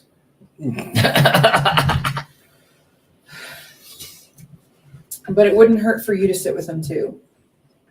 Hell, go do a shot with them. Even if it's a sip. It would mean a lot to them to have a relationship with you as well. Now, on the other situation. So you got the 2 of Wands sideways and the Chariot sideways, which literally wraps up to exactly what it is that Tyree and Steve said. You're going to have a situation where someone wants you to get involved and they're going to try to put you in the middle. It's going to feel like it's mundane, but it's not. And it's actually going to require you to use some more of the metaphysical stuff that you have learned recently. Just be mindful of what it is that you actually need to get involved with and what it is that you don't. And that's why you got the Chariot on the side, because it's actually a really cool blend in this deck of... It's literally 2 unicorns being attached to Aries' Chariot, which I find fucking cool, personally. Mm-hmm. But it's a really good reminder that don't go too hard, don't go too fast. And remember that there's a way to blend both. Be smart. You got this. Okay. Hope that helps. At least they were quick about it.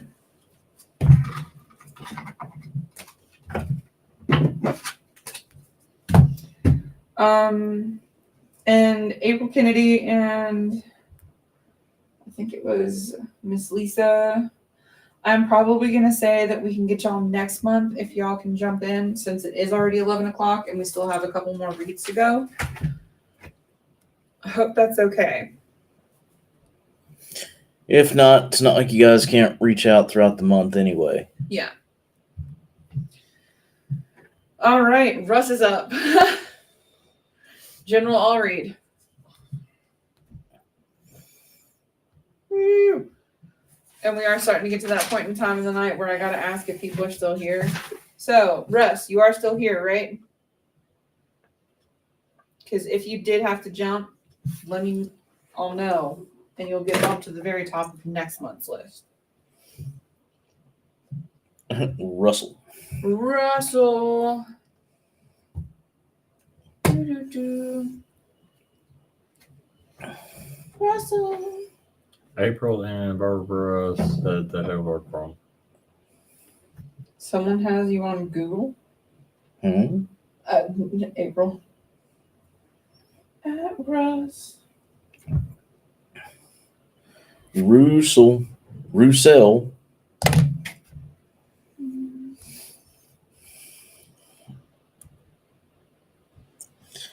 Also, guys, keep in mind we're on kind of a delay on our end. Yeah.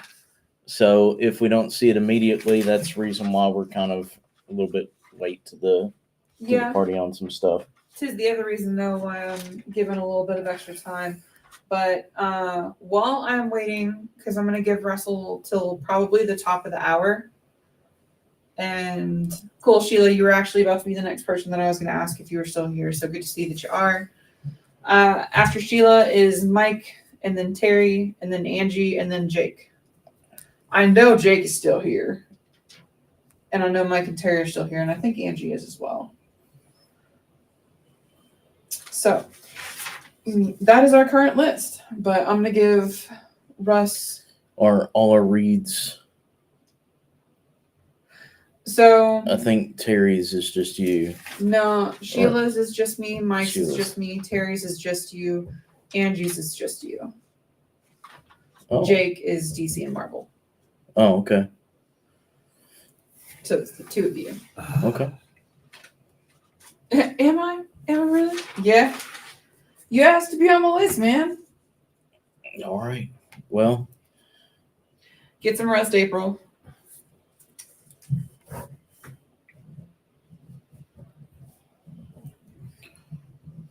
All right. I'm starting to think Russell may have fallen asleep on us.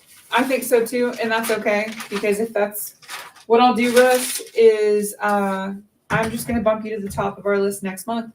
The only person that'll be ahead of you if she jumps in is Jenny, Yipper, but you will be first on our list next month. make a note. I did. It's literally in big bold letters.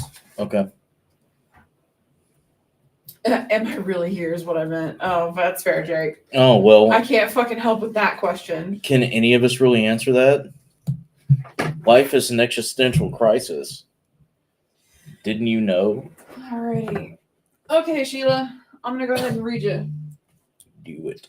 General from me. So I got a little bit of time. I'm gonna go smoke. Actually, I'm down. Love you fuckers too. Hey, you know, we work hard for a nicotine. Thank you. You actually did, okay? Yeah. Okay.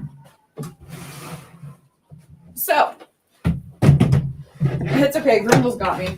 Grundle does have you. Grundle has everybody. Grundle does have everybody. All right, Sheila.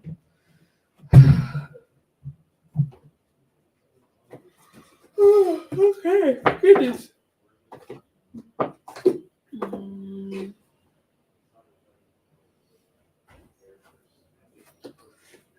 Okay. Oh my God, no! I am really bad tonight about that. I've dropped like 2 separate fucking decks, and that's not okay. That's okay. Okay.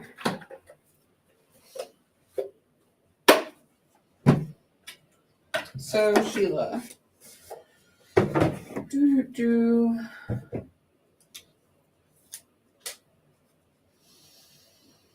Okay.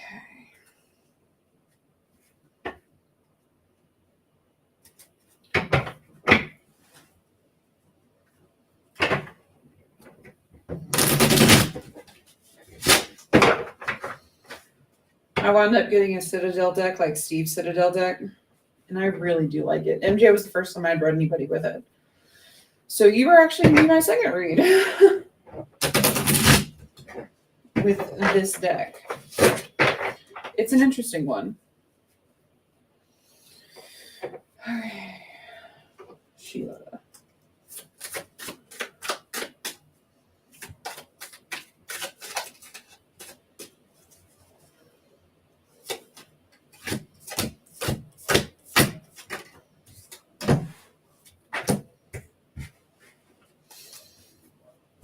Okay.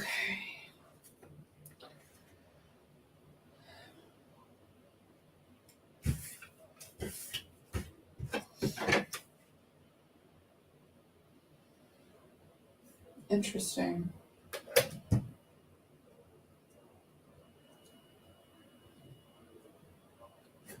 So the first card that you got, Sheila, is actually the Cartographer, a crossroads and exploration. You got it on its side, which I find interesting because literally the first interpretation that I got was you're just looking to find your way. You're just not sure where to go. How do I do it? There's so many possibilities. What do I do in this situation? Because it's not just a situation, it's kind of yourself as a whole. At least that's the way that it's currently presenting. This is a chance for a new you, and almost like you don't know exactly what to do with it. Who do I want to be on the other side of this situation? Because you actually have the chance to be somebody totally new, someone that is uncharted, someone that hasn't been seen before, at least as far as you yourself.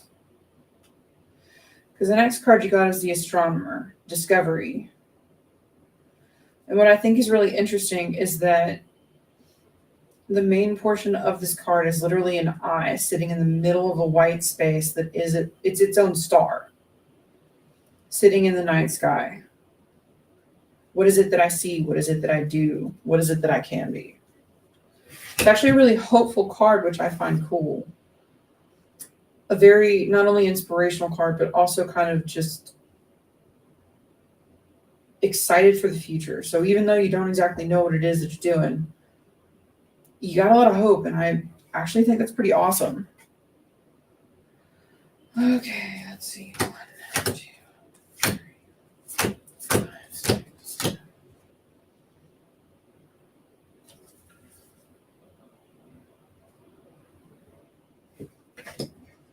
Next card you got is the Sentinel, Determination and Certainty. When you actually make the choice to be this individual, you will be very much a changed person. You're going to be someone different. Not everybody's going to like that. Not everybody's going to understand, but you have to be able to be yourself and stay in that position. Not necessarily a guarded situation, but it's going to seem to a lot of people like you're probably very standoffish. You're just sure of yourself, and there's a difference. But if you make this choice, it's actually going to be fucking awesome for you. Don't be afraid to be yourself. Don't be afraid to make the choice to be a better person for you. You've actually already made it. You're literally doing it. Because the card that I got next is the Weaver, Rediscovery and Transition.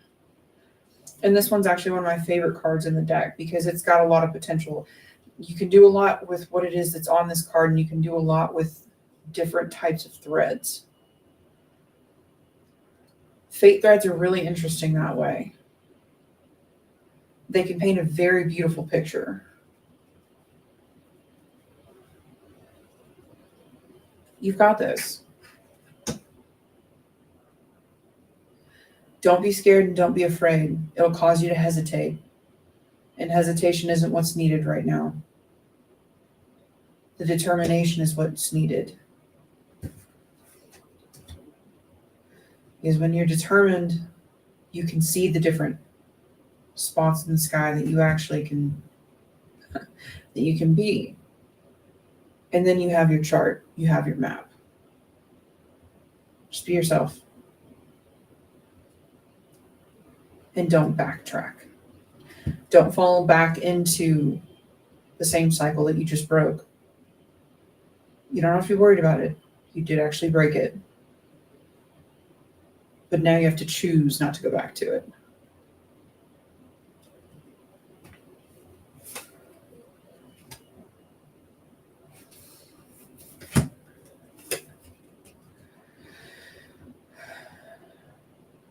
And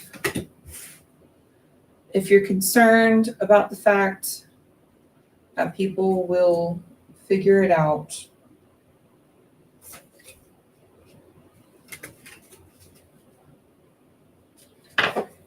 don't be as concerned. Because the last two cards that you got were the Captain taking command and the Spy Master knowledge. If they need to know, they'll know. If they don't, they won't. Simple as that. Just don't give up on yourself with the concern to not go back to that same cycle. I hope that helps. Terry, the deck that I'm using is the Citadel deck.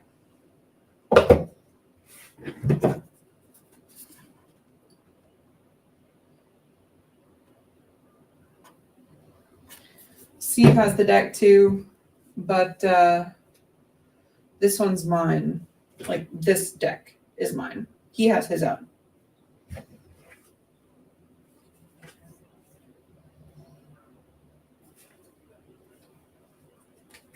Hopefully that helps, Sheila.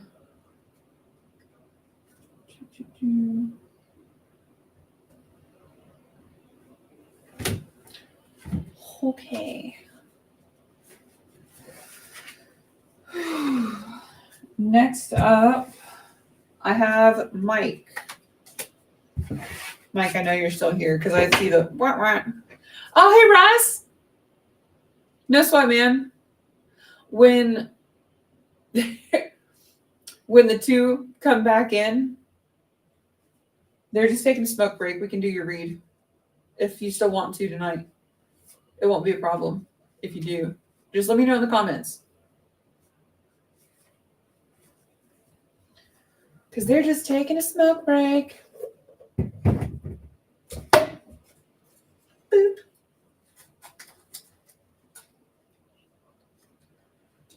Do. Just let me know, Russ. I'm scared. No.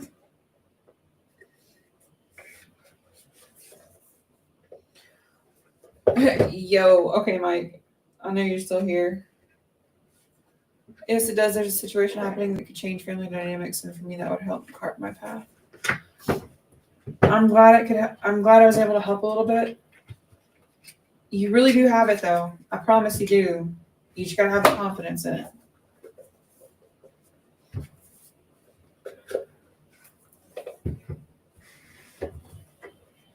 Yeah, we can do it.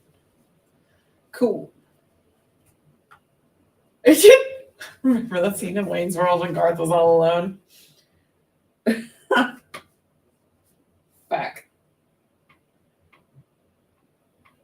I just kind of want to sing like I'm So Ronry from Team America. I'll tell you what, Russ. Is it cool if I go ahead and do Mike's reading while we wait for Steve and Tyree to get back from their smoke break? Just let me know. I'm rocking solo.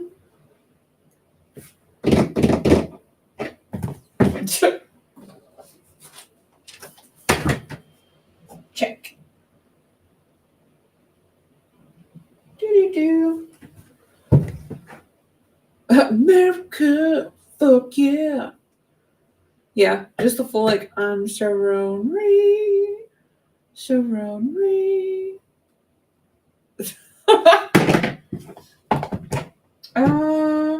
Mike's reading.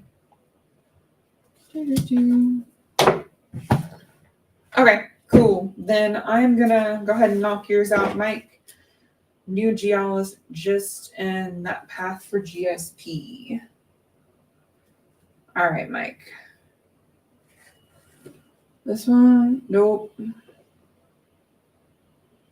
That one. Yeah. All right. I'll go ahead and. So, new geologist and that path for GSP. Gonna do Mike's read first. Russ is back on. He passed out, but he's back on. So I'm gonna do Mike's read real quick while you guys get resituated, and then we'll do Russ's read. Passed out. Yeah, they fell asleep. Yeah, Are we sure he fell asleep? he took a snooze. Yeah, he said he took a snooze. Okay. Well, you didn't say you took a snooze. You said he passed out. Well, I thought shit dozed off. I mean, fuck. I thought he jumped down Shit here. dozed off. I thought he snuck down here and got into our coffee. I mean, if it wasn't for the fact that I have somewhere to be at 8 a.m. You've tried to set up a couple of mediumship reads. Who have you reached out to the page directly? Because I mean, what the fuck is going on with our Facebook? I don't know. Our video stream just full like derped out. Yeah. Oh, yeah. Actually, it's not doped out. It's on the computer. It looks good. On the monitor. Okay, so it's... Okay. Yeah, we're good over here. So sorry guys, it's literally been that type of a night on Facebook. Oh, my goodness. But Sheila, if you reach out to the page, let me know. And I can get you set up with a couple of mediumship reads depending on who it is that you're wanting to read you. I'm sorry you haven't heard anything back. I didn't see anything, at least that I thought. We've been having some difficulties with a lot of our messaging systems. Yeah. So, very, very sorry. That's usually the reason why I'll get on these lives and tell you guys that, you know, we're inundated is usually because Facebook winds up doing the derp like this, or Google Voice will be logged out of, or something, and it's difficult for us to get to everybody all at once, where we're kind of skeleton crew at the moment. That's going to be changing. Yes. So If you could do me a solid, Sheila, and message the page, I can get you set up with either me or Tyree for a mediumship read. Okay. Mike.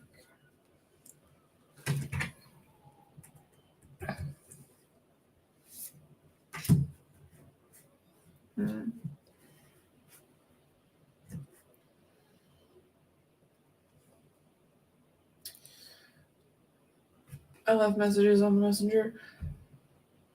I will check it tomorrow. And if I haven't seen anything come through, I'll shoot you a message. Excuse me. All right, Mike.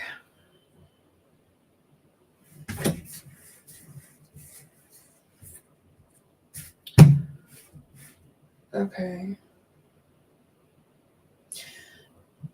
So it's actually going to be a really good thing. The geologist that's there might seem a little bit shady at the moment, but there's a reason for that. It's almost like I don't want to be too excited. If I get too excited, they're going to think I'm fucking weird. That's kind of the vibe that's coming through at the moment, because you got the Lover's card and the 7 of Coins out the bat. It's going to be really good for GSP in the end. I don't have a lot of details at the current moment, at least yet, on what it is that they're going to be able to bring to the table, other than the fact that they're actually going to be able to find something that you've noticed, but they'll be able to back you up on it, even if no one else other than Terry believes you at the current moment. They'll actually find something that'll help back you up, though. Which is probably going to piss a couple of people off, but don't let it discourage you. I know it's not going to.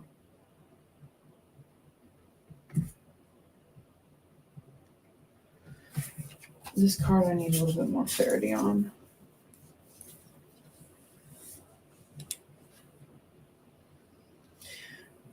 The preserve understands what it is that you are, and the preserve and cave understand what it is that you're trying to do.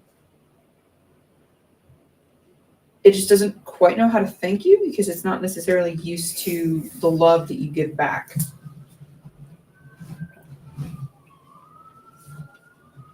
It's a really interesting dynamic because you give a lot, not only of yourself, but specifically like of time there. It's actually going to come out really in a positive way for you.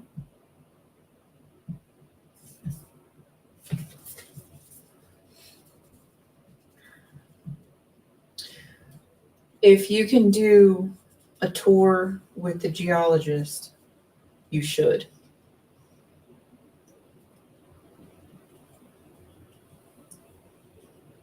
Your perspective is something that's going to be really important for what it is that they're actually there to do. Because they're curious about a lot of things, but you and the cave itself are going to help bring them to a certain point in time that they've been needing to. Essentially that druid shit that you do. Roll with it and it's going to be just fine. Stay the course and it'll be just fine.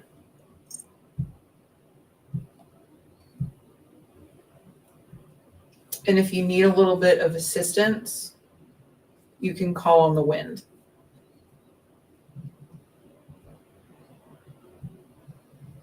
Which one?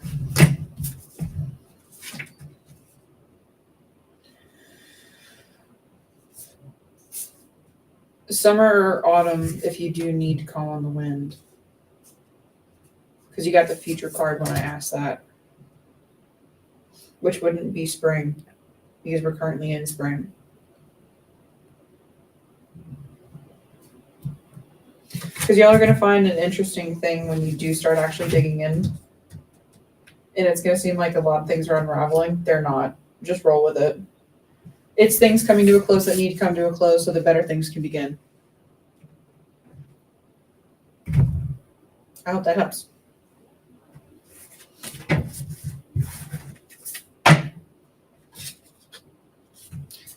Aw. Can you show that card for me, please?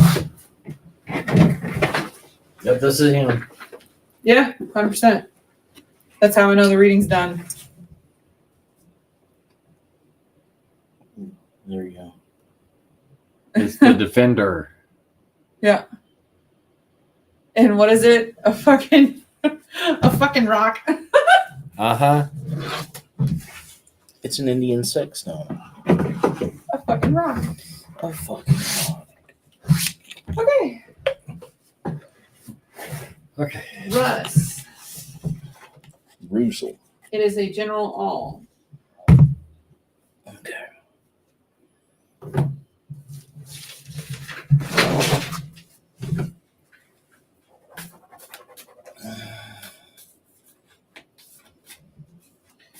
Russell. Fall makes sense also. Fair. Winter's too harsh. It would not do what it is that you need, buddy.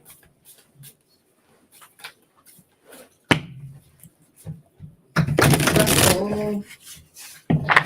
I figure.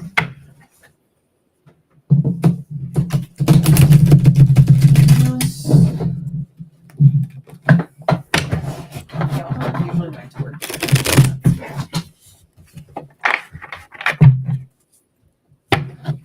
That's a fucking vibe, though. It's going to be a double down read. Yep.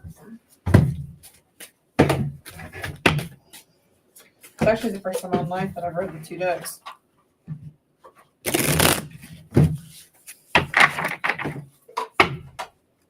But this one likes to have an accompanying dance partner.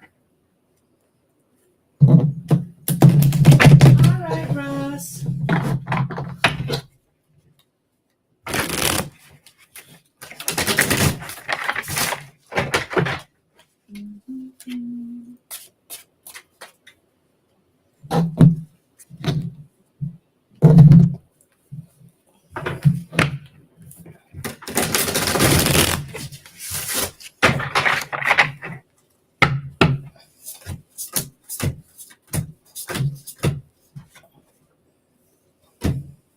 Hmm.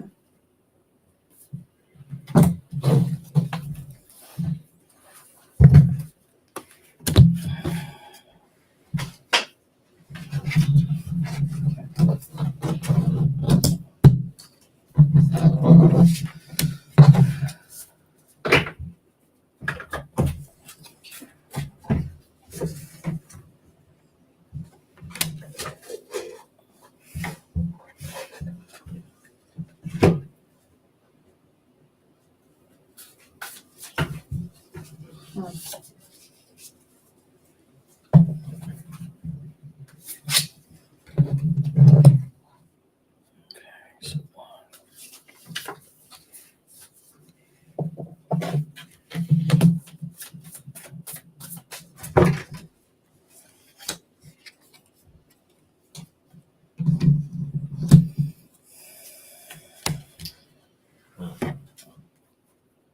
How you doing, Russ?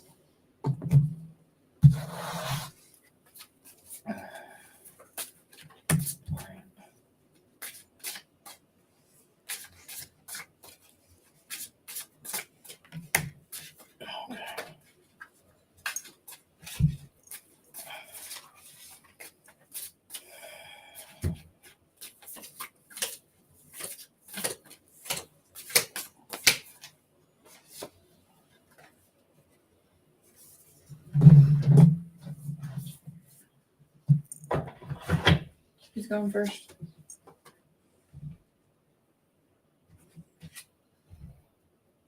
I can.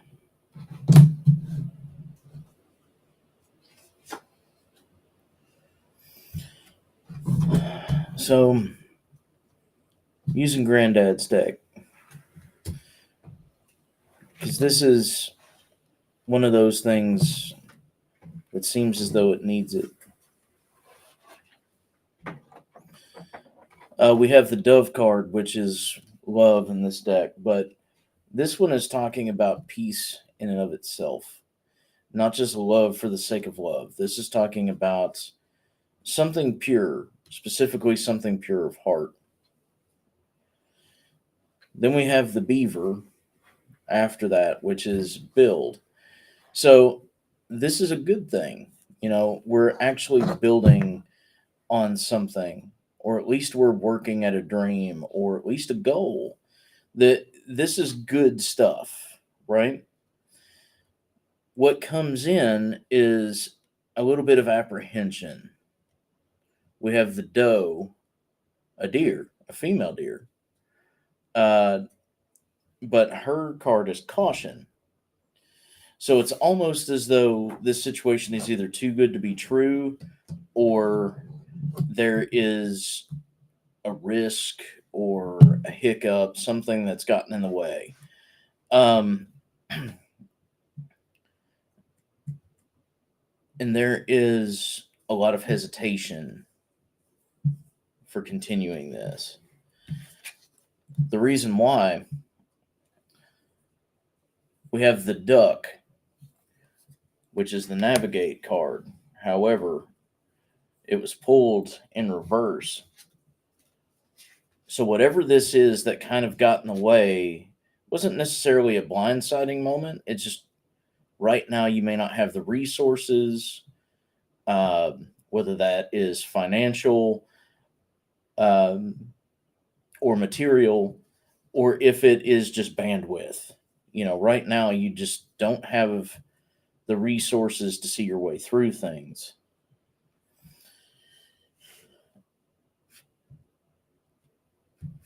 The next card you have is the bear, which is bravery.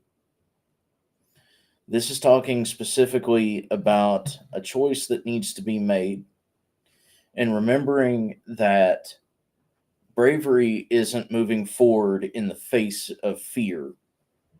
You know, it's being afraid and moving anyway. The thing that people forget is bravery isn't just blind lack of fear or being afraid or apprehension. It is 100% understanding what it is that you're up against and trying anyway. It's okay to take some risks, man. And it's okay to have a bad day. It's okay to kind of fall behind, have a little bit of hesitation. It's okay. Remember why it is that you started this endeavor, or what it is that you're actually focusing on. You have the eel last, which is mystery. You know, we're looking at a sea snake, essentially. Right now,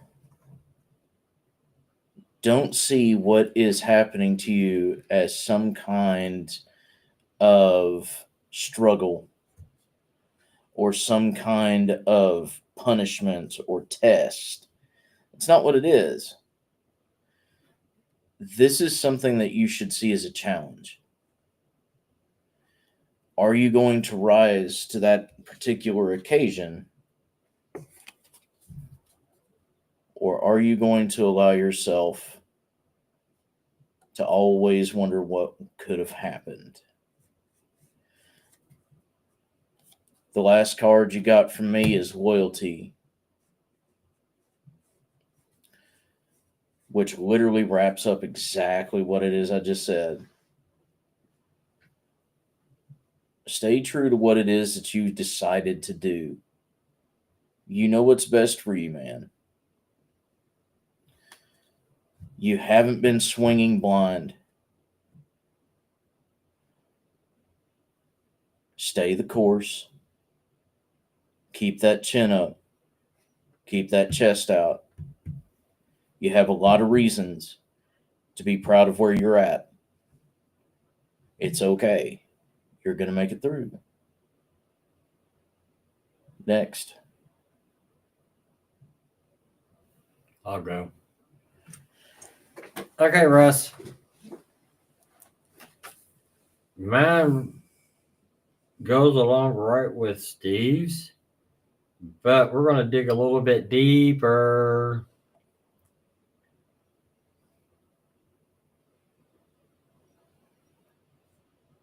The question is why are you fighting yourself? You're trying to grow, but you fight yourself. Because I used the DC deck again.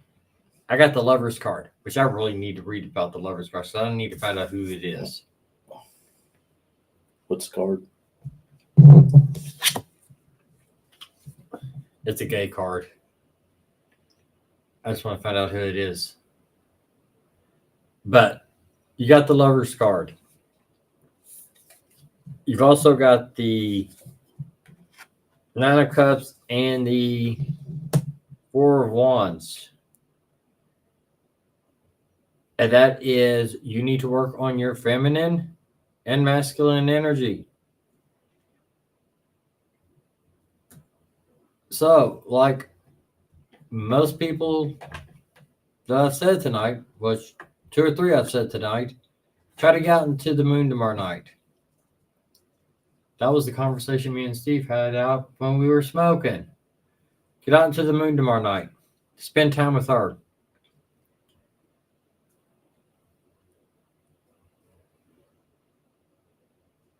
You're always, the cards are saying that you're always looking for the negative stuff within yourself.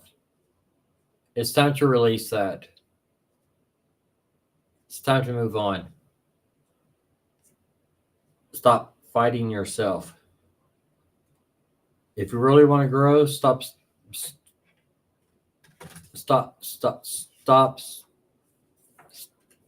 dumping. Whatever. Just stop. You're your own worst enemy at times. They don't care what other people think. You just need to be you. Work on your self-love. Because the last 2 cards I got is the 5th element card and water, spring, and moon.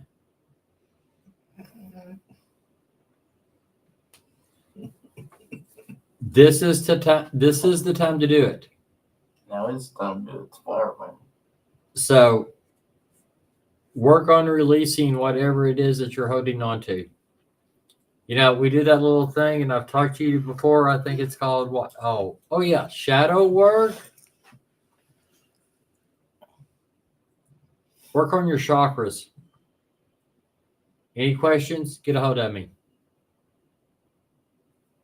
I can help you out because I'm taking it a little bit. I'm working on taking chakras a little bit further because I'm now studying color theory. Neat. Yeah, it's interesting. Mm-hmm. But yeah, you are holding yourself back. Please, dude, don't. I really wish you'd come. I really wish you'd come back for a visit because I'd really like to give you a sound healing.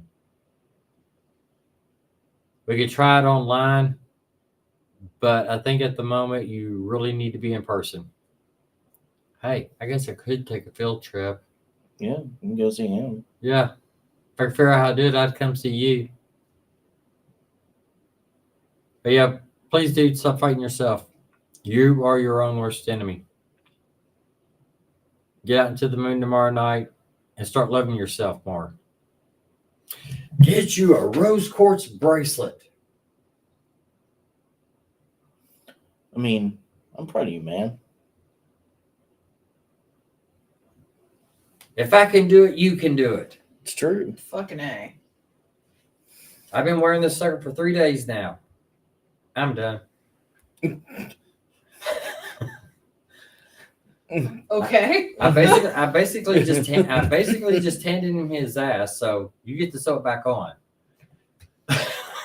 So the reason that I asked if you were doing all right is because the first few cards dropped and all I heard in my head was "Hurt" by Johnny Cash.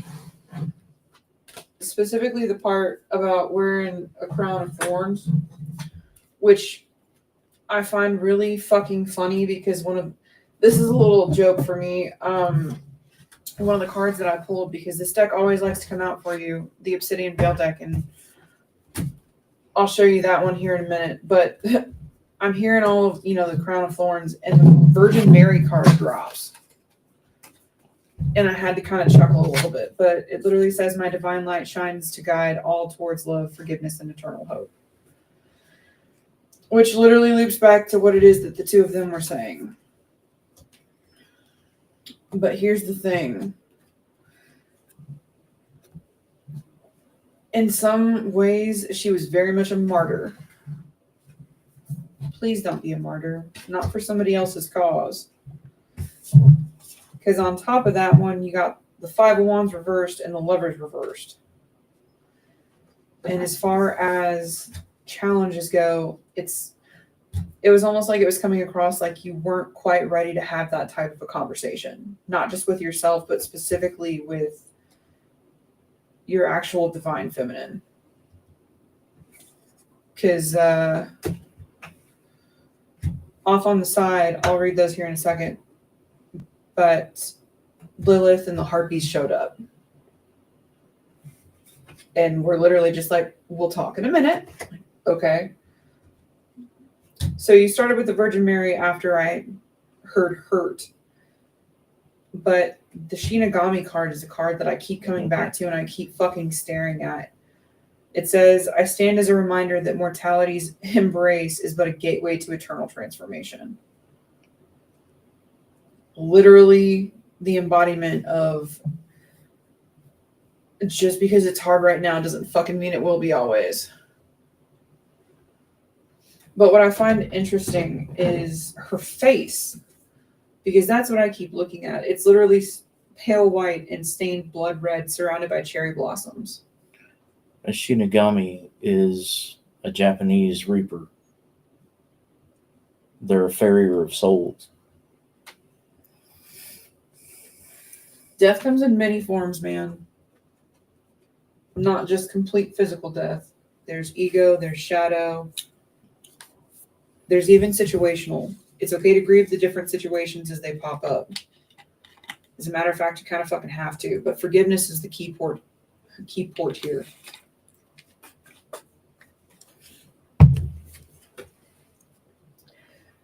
And if you are struggling to find a port in that storm, you've got a couple that are willing to actually talk and help you with that. One of which showed up over here.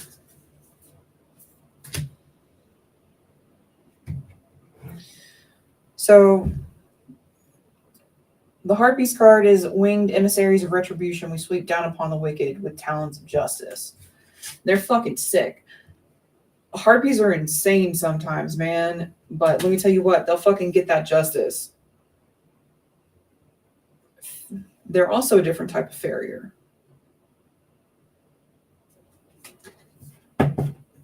So what is it that you're carrying that you need to get rid of? Because that's too many different forms of carrying. Because you have the Virgin Mary who carried, Jesus.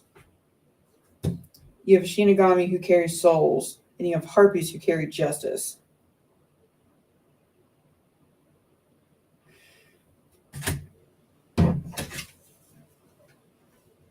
And then you have Bridget Bishop, a flame amongst the shadows. I defy convention and dare to be myself. But the first time I read it, it read as a flame amidst the shadows. I defy connection and dare to be myself.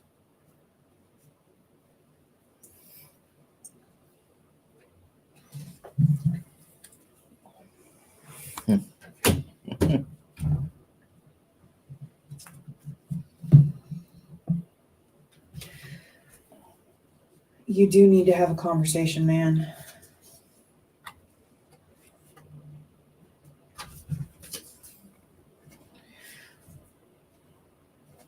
Because what you actually need to let go is a bunch of that heavy emotion. Because the last two cards that you got were Hanaya and the World. Hanaya is beware, for beneath the mask of rage lies a sorrowful tale. I believe they're also a Japanese demon, aren't they?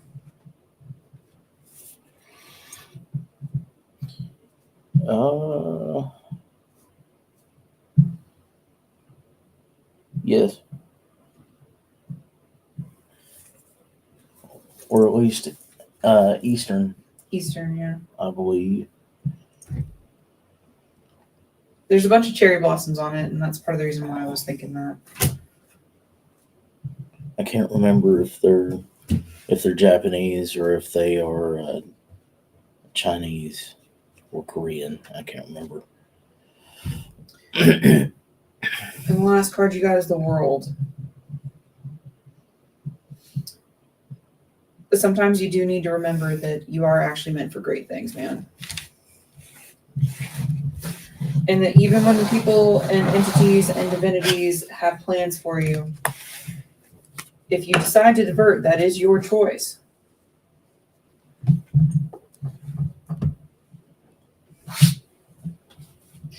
Everyone wants to give Lilith shit, but she is one of the biggest proponents of free will. If you want better, you got to choose it. Certain entities, certain divinities will help lay that path. But if you don't want to walk it, you don't have to. Doesn't mean you don't have a key to the door.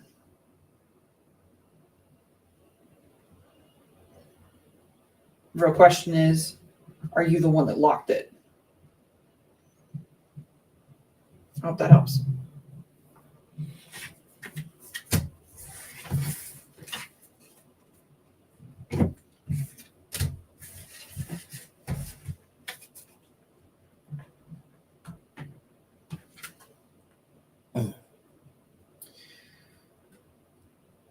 Last card was Marguerite Porret. In the fires of persecution, I remain steadfast, embodying the strength of my convictions.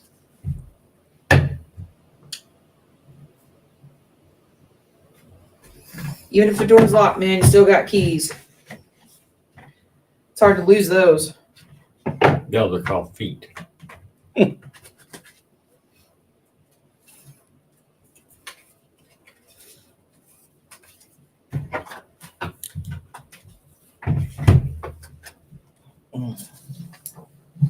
Okie dokie. Next up is Terry, the general for Steve. Okay. No problem, Russ. I hope that helps.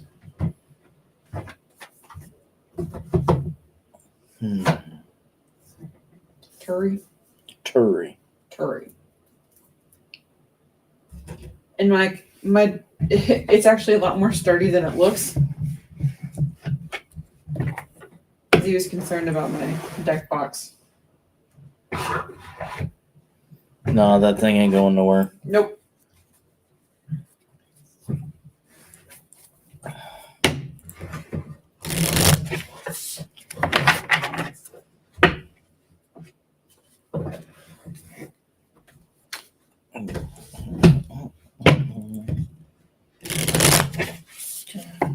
Joe for Terry.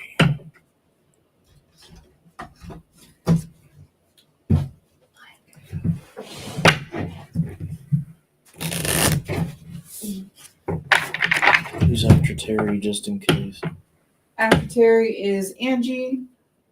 And Angie, I believe, is still in the comments. Angie wants a journal from you, Steve. And then Jake wants a journal 2V with the BC Marvel deck. Fair.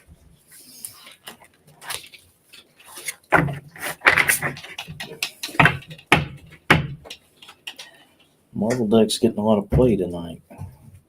Yeah. I'm glad I brought it back out. Same. I guess it just needed a rest. I guess. Superheroes need sleep too. So do supervillains. I know. Let's see here. I'm thinking about it.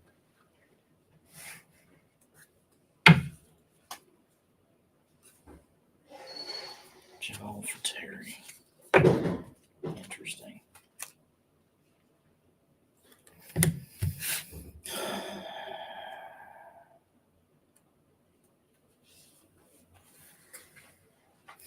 So there's a new phase in your life. And it seems as though, it may be, I'll know with a couple more cards, but it seems as though it's either a little bit out of reach right now or it's coming on too fast. Basically, it's a situation that you didn't quite expect, at least in the way that it's happening.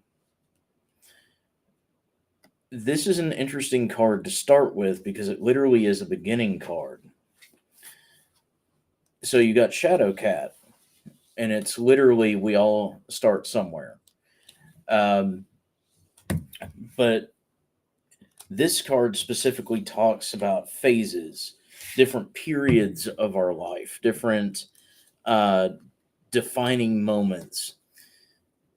So Shadowcat, for those that don't know, has a particular ability called phasing, where she can shift herself immaterial. So she basically gets to phase through an object, so she can become intangible.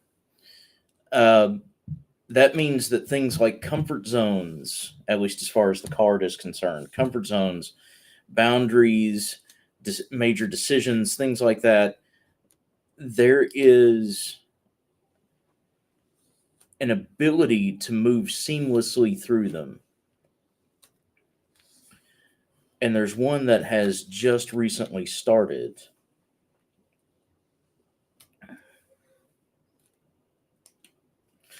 Next, you have a villain card. We have Dr. Octopus, and his is being right never felt so good.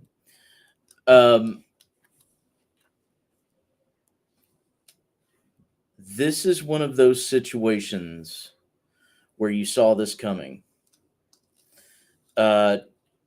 You're pretty much a secondary party, let's put it that way. To whatever it is that's happening, you are not the primary person that's involved. You're kind of along for the ride, which is the reason why Shadowcat comes first.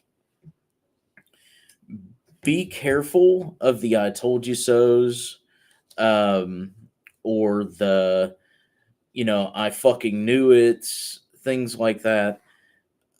And there's a big reason for that.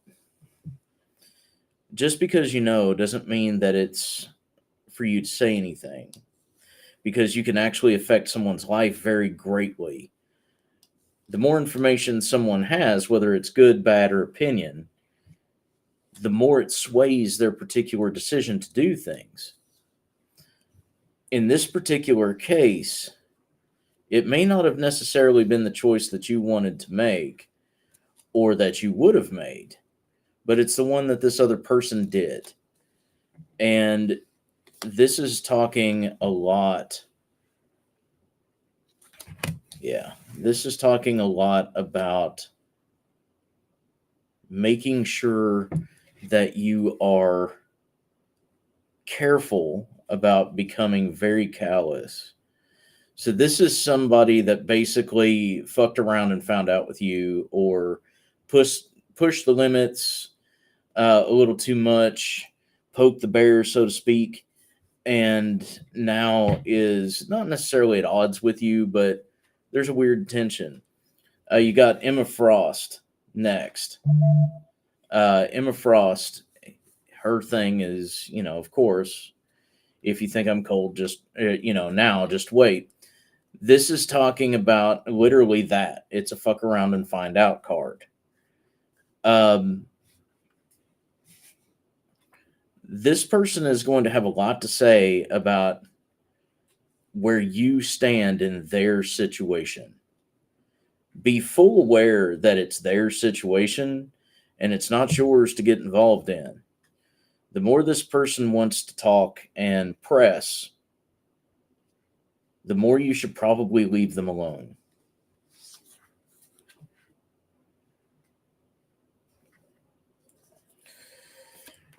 We have Misty Knight after that.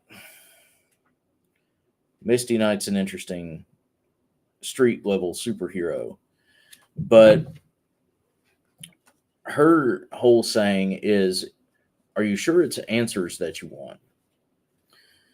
So this is like finding out that someone did something that you expected them to do, but it wasn't exactly something awesome. And they tried to cover it up and couldn't, so they forced the issue as opposed to just accepting accountability.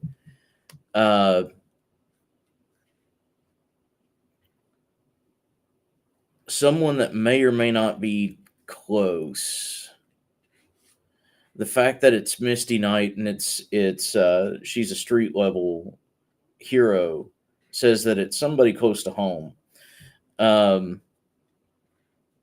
It may even be someone in your home, but it's outside of your current relationship. So this has nothing to do with you and Mike, but it does have something to do with who's very close to you and Mike.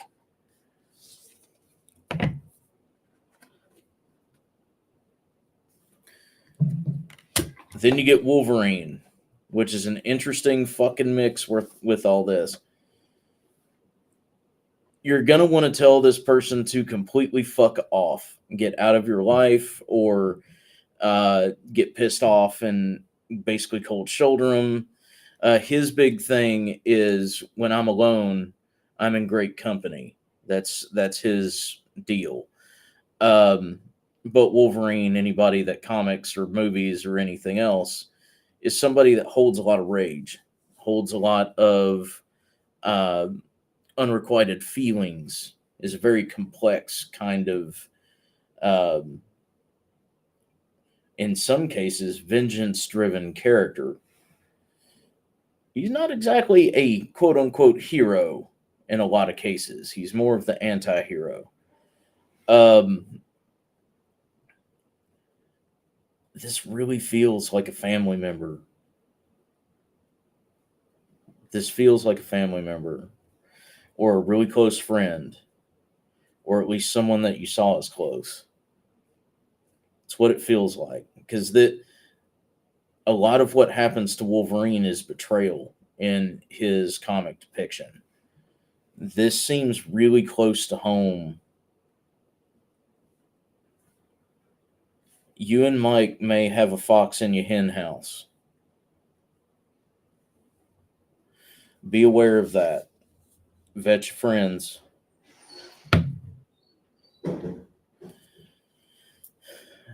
And that is, you can't make that shit up. And that's how I know that your reading is done. Your last card is the Runaways. And I find it really interesting because the Runaways are a group of superpowered teenagers that find out that all of their parents are supervillains. It's literally a situation where they choose the right thing and wind up having to literally run away from their household situations to stay away from, the bad things, evil and hurting people and all the big nasty shit. So that's definitely a situation. You guys really need to vet your friends. You really need to vet your friends. You need to make sure that the people in your home are actually being honest with you about certain situations. I get the feeling like there's a couple of them, at least as far as situations, get the feeling that there's a couple of them that are kind of iffy. Just because it is their business doesn't mean that it's not going to affect you. And that's kind of what this is about. One last card. I know I said, okay. Yeah, we're done. So the big thing here is understanding that everyone has their reasons for doing either the good things, the bad things, or the stupid things that that they decide to do. And this phase that you're going to go into is literally going to be one of discipline. Keeping your anxieties in check, keeping your temper in check, and being very well aware of when it is you need to call somebody out. She said, there's the problem. I ran away from the family. Now I let them back in, and I'm not really liking it. Yeah.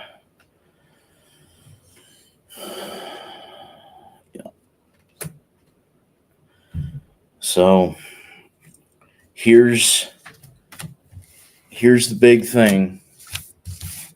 Going into what it is that you're going to, you're given a second chance because you opted to give it another try.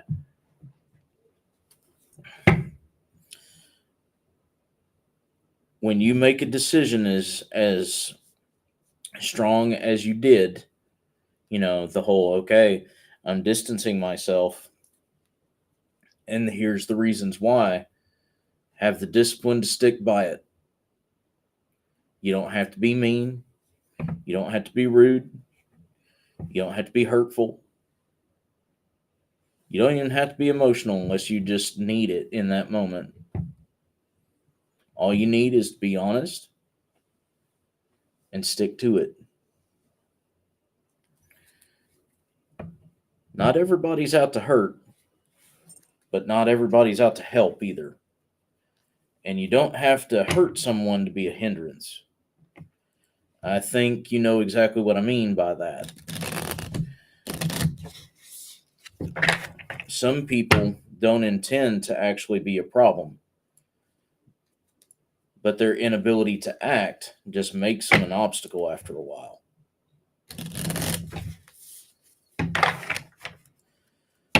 Sometimes you got to let people fall to realize, one, you didn't need to carry them, and for them to realize, too, that they had a long way to crawl without you.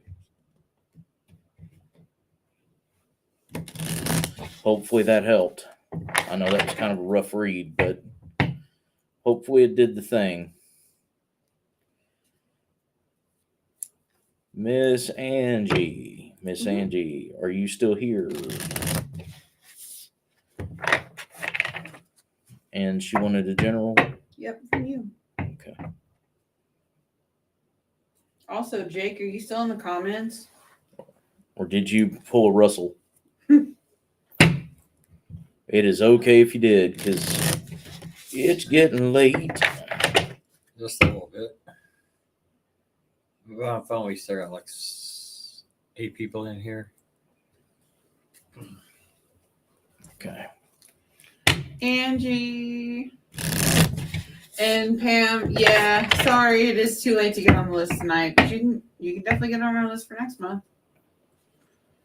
100%. Or you can always get a read from us throughout the month. All you got to do is set up an appointment. For those of you who have been trying, we are going to go back through the messages and make sure that we take care of you. If it's been recent, I have been out of office. Well, supposed to have been out of office. Let's put it that way. I haven't been fucking with the Facebook pretty much this entire month because I've been trying to actually do the thing and give myself some rest for my birthday. But as they say, there's no rest for the fucking wicked. Money don't grow on trees. Terry said yes, it helped. Thank you, Steve. Yes, And Jake said I am here. So is Angela here? Angie, are you still here?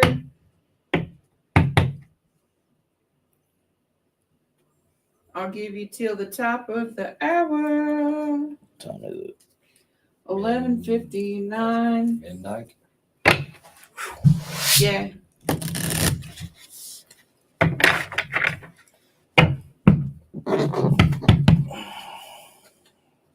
Angie.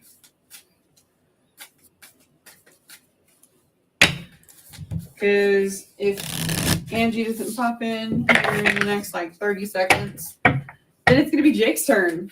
And Jake is our last read of the night.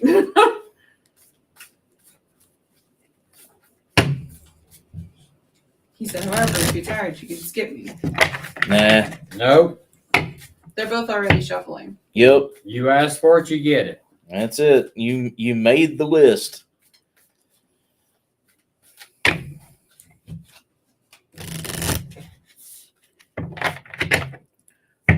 So if Miss Angie is here. Angie is here. Okay. All right. The general read. And I'm so sorry because it looks like you sent stars on your comment. I just never saw them. So I'm very sorry. But yeah, it is your read, Angie, and then it will be Jake's read, and then we will be done. Angie wanted a general. Yeah. Do me a favor, Mhm. since Angie gave stars and had to wait so long, Mhm. put her on the list up there with Jenny. Okay. Yeah. So Angie, Steve's gonna read you now. And next month, if you pop in, you can absolutely we'll have you we'll read you as soon as you pop in. So Steve's reading you now, Angie, and then we'll keep going. I'm just going to stick with the Marvel deck because it seems to be doing all right. And I've missed it more than I thought I would. So we have Iron Man first. And his is a protection card, but it's specifically, what are you really protecting?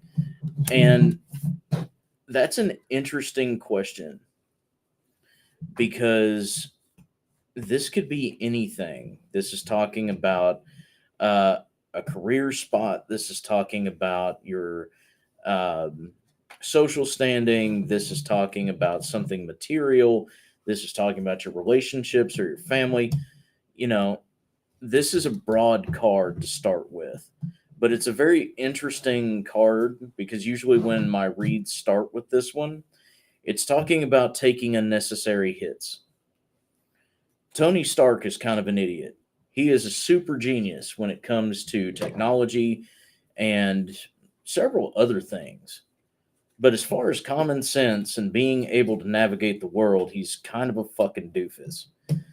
And in this particular regard, that's usually what that card means. We're jumping in front of bullets that we could have just ducked. Oh. Okay. Then we have Moon Knight. It's never too late for a second chance. Moon Knight is a very interesting and delicate character. There's many facets to him. And the biggest reason why is he has DID. So there are multiple people in there. Not personalities, people that live completely different lives. Sometimes he does the right thing because the right person is there. Sometimes he does the wrong thing because the wrong person is there. And sometimes it's a combination because it's neither of the two. The second chance with Moon Knight comes in where he always comes back to correct what it is that he fucked up. He's one of the only superheroes in Marvel history that actually takes accountability for making poor decisions. So that's an interesting go. Let's see. And then we got Misty Knight again. So this is panning out to be needing to have a conversation with somebody that you don't really want to, or not necessarily drastically enabling, but even not calling somebody out in situations where you should is still enabling poor behavior. Misty Knight, again, her particular saying is, are you sure it's answers you want? Well, maybe they just meant it this way. Well, maybe they're just having a bad day. Well, maybe, it's a situation that we can work out together. There's a lot of what ifs and maybes in this. And there's a lot of taking things on the chin that you shouldn't. A lot of situations you may be backing down from with a particular individual that honestly just needs some, as bad as I hate to say it, some abrupt, not conflict, but confrontation. Literally asking questions. Why do you say it that way? Why are you doing things like that? Why do you intend to do these things? Why is it that you hurt people this way? It's literally a situation, at least as far as the cards are reading, where you're trying to protect a friendship, a relationship, a relationship with a relative, co-worker. Basically, you're trying to keep the peace when you really fucking shouldn't.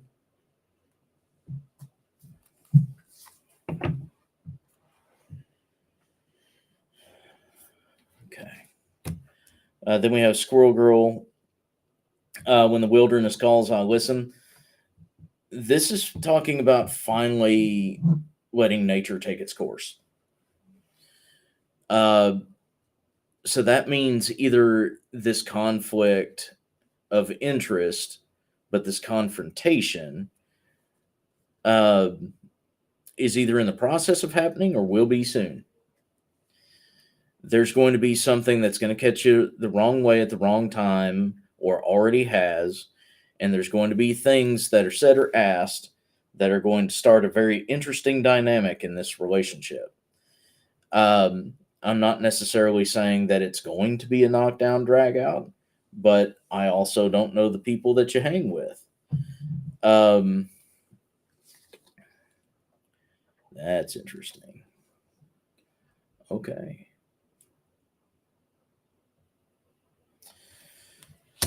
When this happens, if it hasn't started, and if it has started, You can't back down this time. Don't be the one that says, okay, just to keep the peace or just to placate. Don't be the one that takes all the responsibility on the chin. Don't be the one who takes accountability for others' actions. This time, stand your ground. You don't have to scream. You don't have to cuss. You don't have to be mean. All you have to do is look them in the face while they make themselves out to be exactly what they are. You have Valkyrie, literally, and her saying is, you can because you must.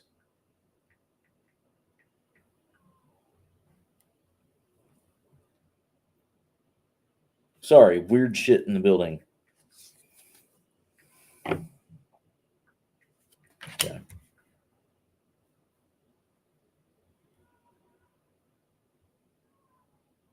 What the fuck?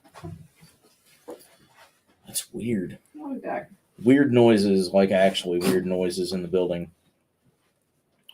The last card that you got is Rogue and Gambit, and it's Let Love In.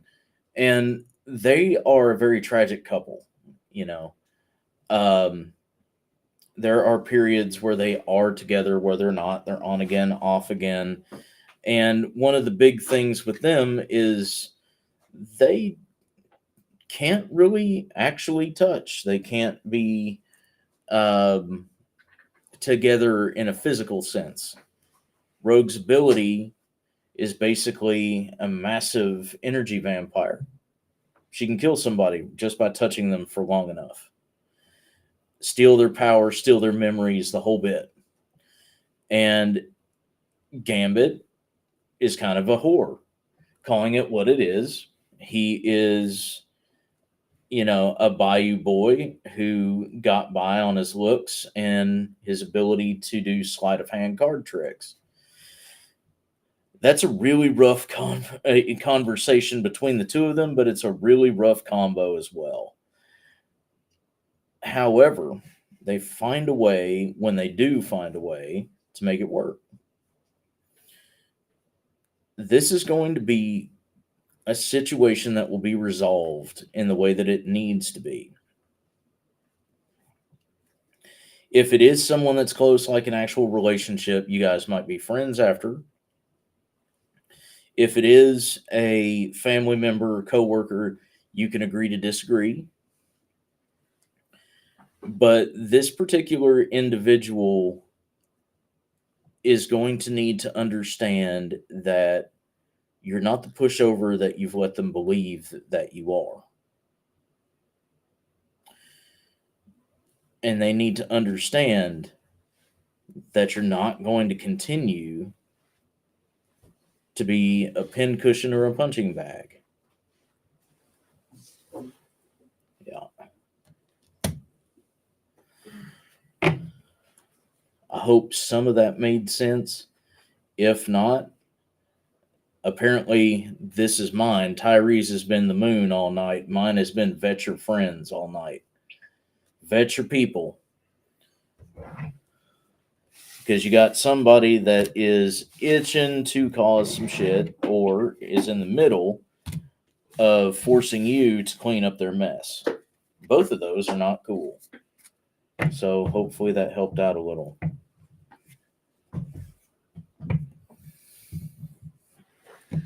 Now, the final read of the night. Jockey. DC versus Marvel. Senior Garibaldi. Oh.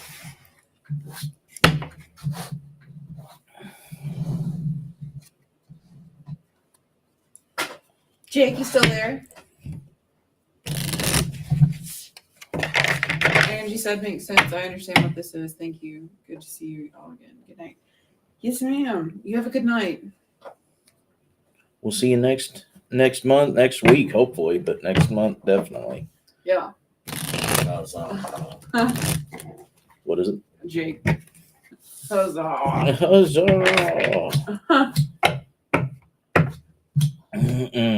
All right. DC versus Marvel, huh? Where's your DC box?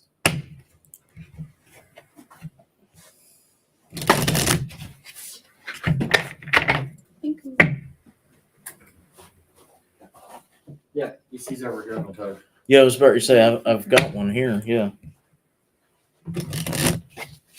Shit. Do you want it? Yeah.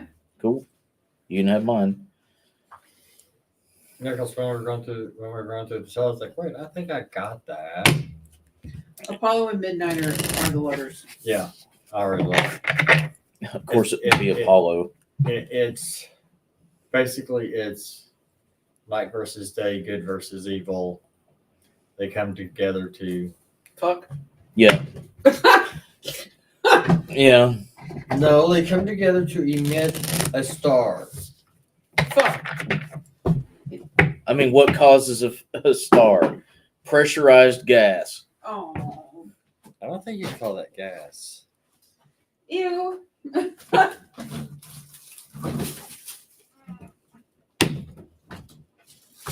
It doesn't steam; it's liquid. Excuse me? I'm talking about if it has nowhere else to go but in. Ew. This is not getting better. I know, Brundle, same. We have a ticker. We have a ticker. We have a ticker, and it's after midnight. It's officially Beltane. It is indeed officially Beltane. Yeah. Motherfucker. All right. So You really don't mind if I take these? no. Thank you. The moon is the first card. Kind of fantastic. Excuse me, Jesus. All right. What you got? I ain't flipped yet. I'm waiting on you. I was gonna flip one at a time with you. Oh, fair. All right.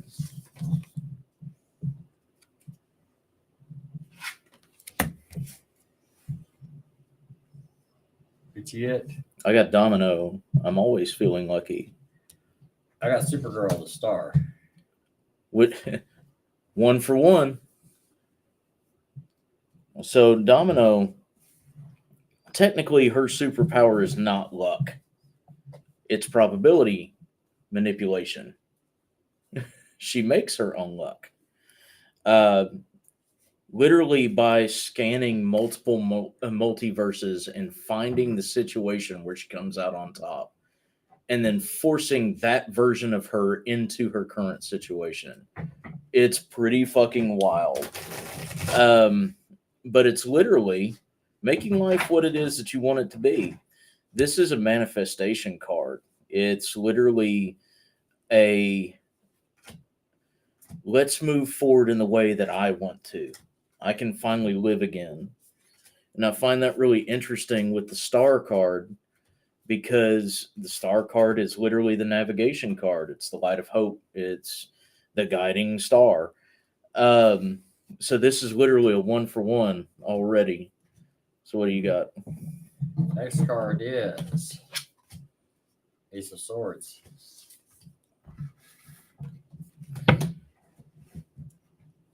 Also interesting. Got Shadow Cat after that. We all start somewhere. Got an Ace of Swords. That's an interesting situation. The geek in me is asking which Supergirl, LOL. Why does it matter which Supergirl? They're all pretty. Queen of Pentacles is Hippolyta. Okay, I was wondering which one because I knew she was in there.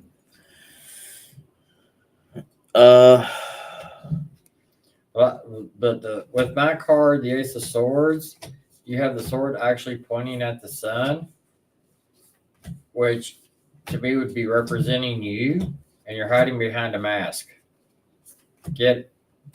Lose the mask. I mean, that kind of goes along with this. You know, we all start somewhere. Yep. And her ability to phase through objects, become immaterial. It's literally the ability to hide behind other objects, inside other objects, wink, wink, or, you know, actually phase through objects that could be an obstacle or a detriment. Her biggest ability is to be a shadow. So we're 2 for 2. This particularly right now is talking about you moving out of a particular headspace. So let's see what we got. That's an interesting go. Well, that's your card. 100% Mr. Godbold. Got Wiccan. I got the Four of Cups. Wiccan saying is self-control. Never heard of it.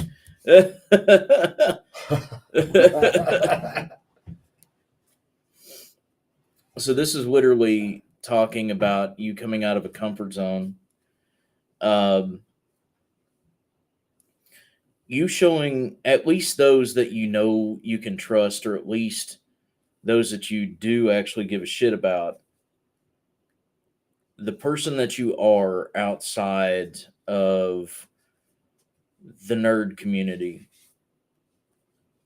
Not to say that the real you isn't a nerd. What I'm saying is the real you aside from that. This is literally you breaking free of old habits, of hiding behind things, certain types of humor, certain, types of media, to basically feel like you belong in situations. And yeah, I know you are the loner. You're the dude that, comes and hangs out and everything that everybody else wants to be, because you show up in a duster and smoke your cigarettes and you got a mini Cthulhu. But this particular situation is talking about when that version of you slips away and you are more authentically you, which I find pretty cool. Which basically that goes along with Mac. That's basically what the Four of Cups is telling me is burn the shit. Show yourself, burn the shit. We're 3 for 3. Oh. 5 of Cups.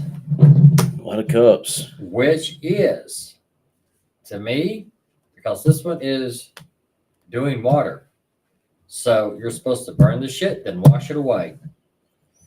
I mean, let people see the real you underneath what you're used to showing people. interesting.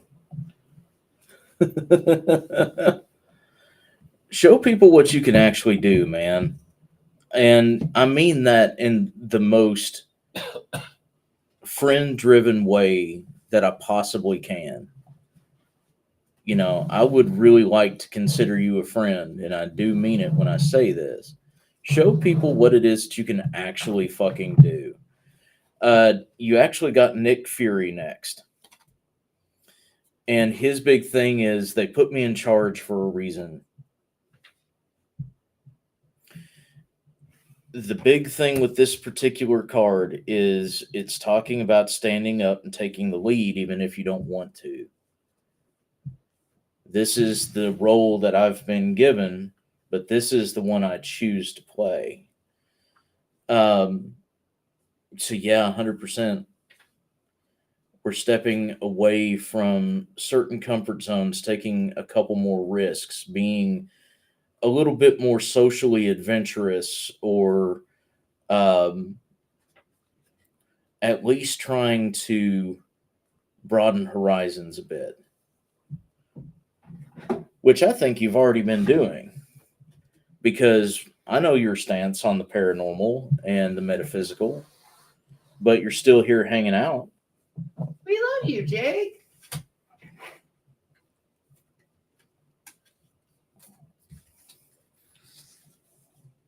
Meh.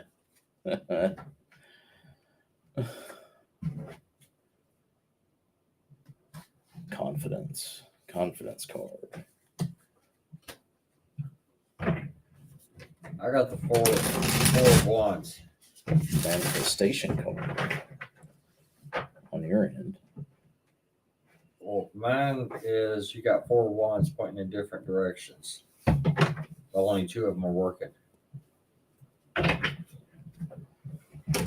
that's the manifestation card that you got. You're going to have to decide on which way to go with it. So you can't make this up. That last statement. Say it again. You have to make up your mind which way to go. So I wound up with Thor, right? And it's almost hilarious in the way that this deck and that deck have actually been talking. This is a confidence card. And his expression is literally be sure of foot and steady of heart. There you go. Like, no joke. Like, all right, well, here we are. You know what you got, man. It's okay. Do your shit. We'll accept you either way. Be yourself, man. Let me tell you what, we would not normally go to Nick and Norman's for just fucking anybody. Truth. Oh, crap. The 9 of Wands.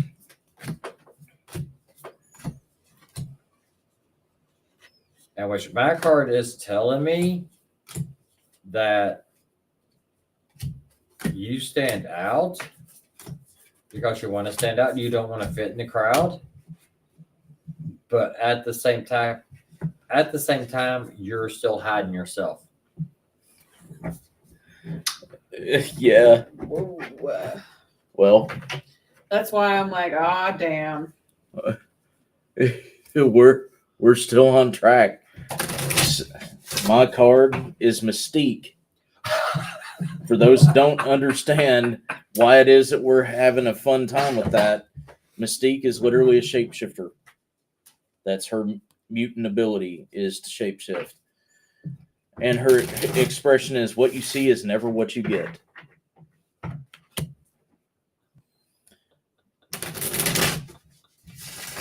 Wow. All right. Okay. I'm actually liking this showdown. Next card. The 7 of Pentacles. No whammy, no whammy, no whammy. There we go. And which what my card is telling me, and which Steve would really love this card, is that you are the seed. You choose the way you grow. Now remember, what you decide, the outcome, the karma is what you get. Because actually, I love this card. It's the Green Lantern. Fuck Which yeah, one? it is. It's the lantern ring. Yeah. But whichever way you decide, remember the outcome is what you decide, and the karma is what you're going to get. And that could be either good or bad. So funny shit. Continued. So I got Scarlet Witch. Scarlet Witch's man, we're going card for card. Scarlet Witch's expression is explore beyond the veil. Literally, what it is you choose is exactly what you're going to find. The veil's not anything but a partition that needs to be moved. A mask that needs to be removed. An obstacle that needs to be, pushed out of the way. Something that is blocking your vision. That's all it is. You have the ability to be who and what you want to be, regardless of whether other people have acknowledged that in you or not. You've got good shit, man. You are actually an awesome person. You just got to let people see it.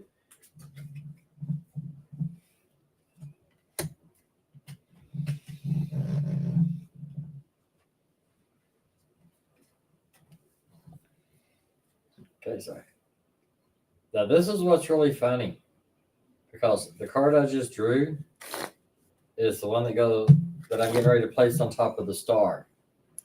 Okay, so the star is Supergirl. The card I just drew is the sun. It is Superman. Of course it fucking is.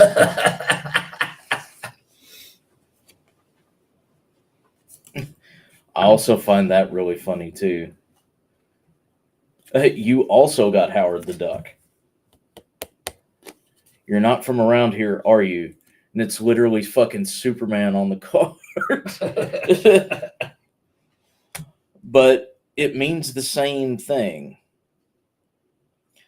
Superman gets his power from the sun, from the yellow sun specifically. It energizes him. The particular radiation just supercharges him and makes him into a godlike figure. But he is not from, this planet. I find it really interesting. The sun card's usually all about seeing the brighter side of things, making sure that you are aware of the good things in life, illuminating things. And right now, you're not used to it.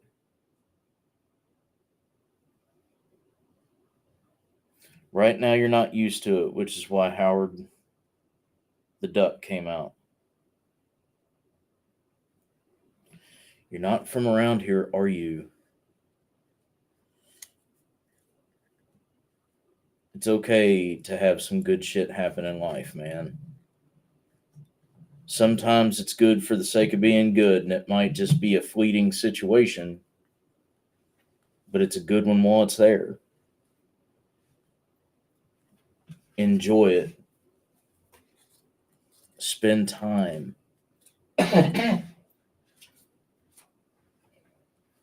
Last card. I got 3 more cards.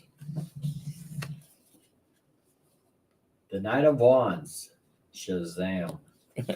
Shazam. He would be the Knight of Wands.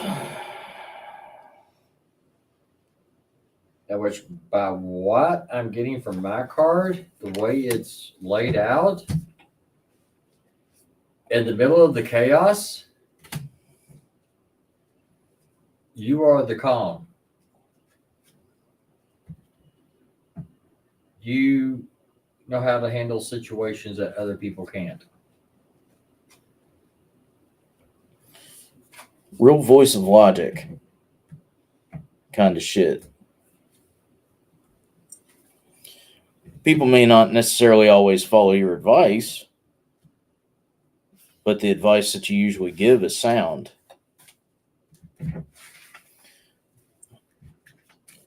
I find it interesting, though.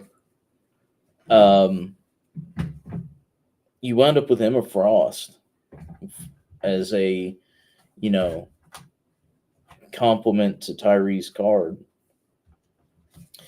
And Emma, her thing is, if you think I'm cold now, just wait. This is talking about absolutely just that in this particular situation, about having almost a harsh logic when it comes to certain things.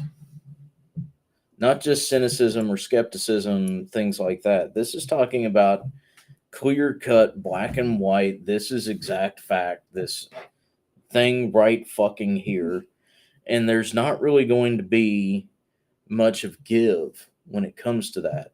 What you know is true, you defend as true. In this particular situation where you're coming out of comfort zones and you're starting to, embrace a little bit of the weird and, at least on this end of things, it's good to be a skeptic. It's good to question people. Again, just like every other fucking reading tonight, it's good to vet your friends. It's going to be okay. If some of them fall out, that's cool.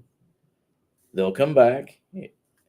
Or they'll fuck off and you'll have one less hang on,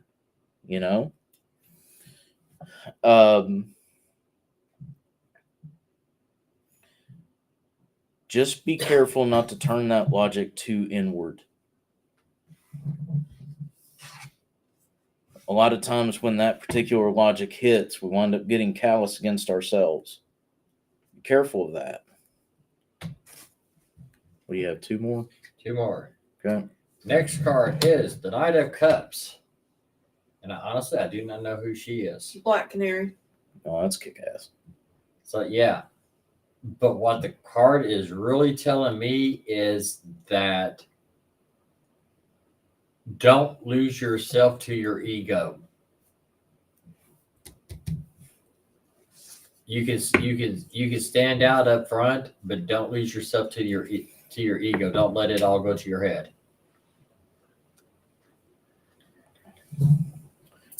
Which I find interesting. We got Aunt May. She is the old Aunt May. Yeah, the old Aunt May. Like original Aunt May. Home is never too far away. Remember who the fuck you are at all times, man. Authenticity isn't hard, and integrity is even less of a stressful situation. Who the fuck you are on the inside should be who the fuck you are on the outside. And those that love you are going to love you regardless.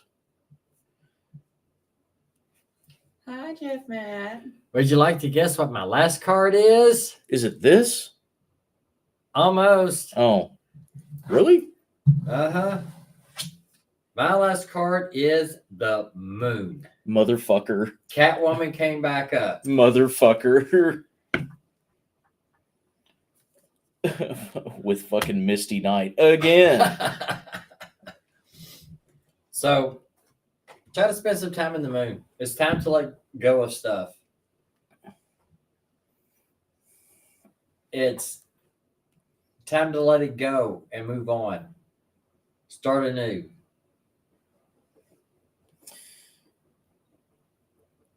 Dare to ask different questions, man. Not just testing societal norms, but confronting yourself. Misty Knight has a lot of shit that she had going on. You know, she's got a lot of stuff that she both has to answer for and has to reconcile. And her expression is, you know, are you sure it's answers that you want? The Moon is all about hidden truths, mysteries, dreams, and astral projection, different things of an abstract nature. And this is something that I think would be a very big benefit for you. Ask yourself some really interesting questions, not just hard questions, but interesting questions. And I'm going to do one more because my OCD requires it.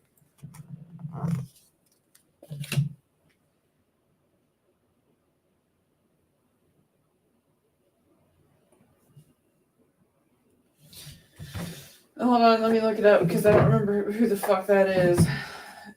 Which one is it? Page of Page of Pentacles. Harold down Harold. Naomi.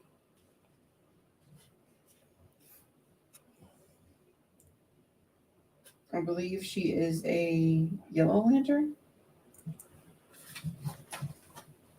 Where's the card? Yeah, that'll be easier.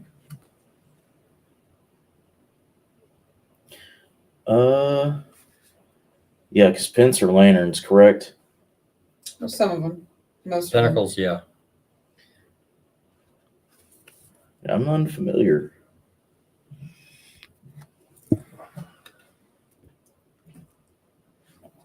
Can we read it to you? That would work. Bursting with energy and shining in her golden armor, Naomi is a consummate Page of Pentacles. Like her, you are a novice who is still working to understand your full potential. In exploring the promise of your powers, this card represents a spark of inspiration, a genius idea, and indicates that you can make it a reality as long as you're ready to work hard and be disciplined. Hilarious. Because I find that funny because I got Ghost Rider. But it's not the Johnny Blaze Ghost Rider. It's not the original. It's Ronnie. So it's motherfucker with the muscle car. It is not motorcycle Ghost Rider. Motorcycle. Ronnie is young. He's brash. He doesn't have full control of what it is that's happened to him. And because of that, the spirit of vengeance has a tendency to take control at times, has a tendency to do what it wants. And he doesn't always have complete control of his abilities as a result when he is in the rider form. Ronnie is also a novice when it comes to being a superhero. I find it really interesting that this ends on such a wholesome note, because it honestly does. Both readings literally told you that it's okay to start over. Both readings literally told you that you have a different life to live. One that you've been either afraid to live or just never thought that you had the ability to. You've got some really cool shit coming up, man. You really do. I got every faith. That's really neat. This is dangerous. Uh-huh. Well, now we know Marvel and DC decks like to play very well together. Holy shit. All right, y'all. Thank you. Okay. Goddamn. Thank you to everybody who joined tonight and who let us read. God love you, Godspeed, and God damn it, good night. Love you guys. Love ya.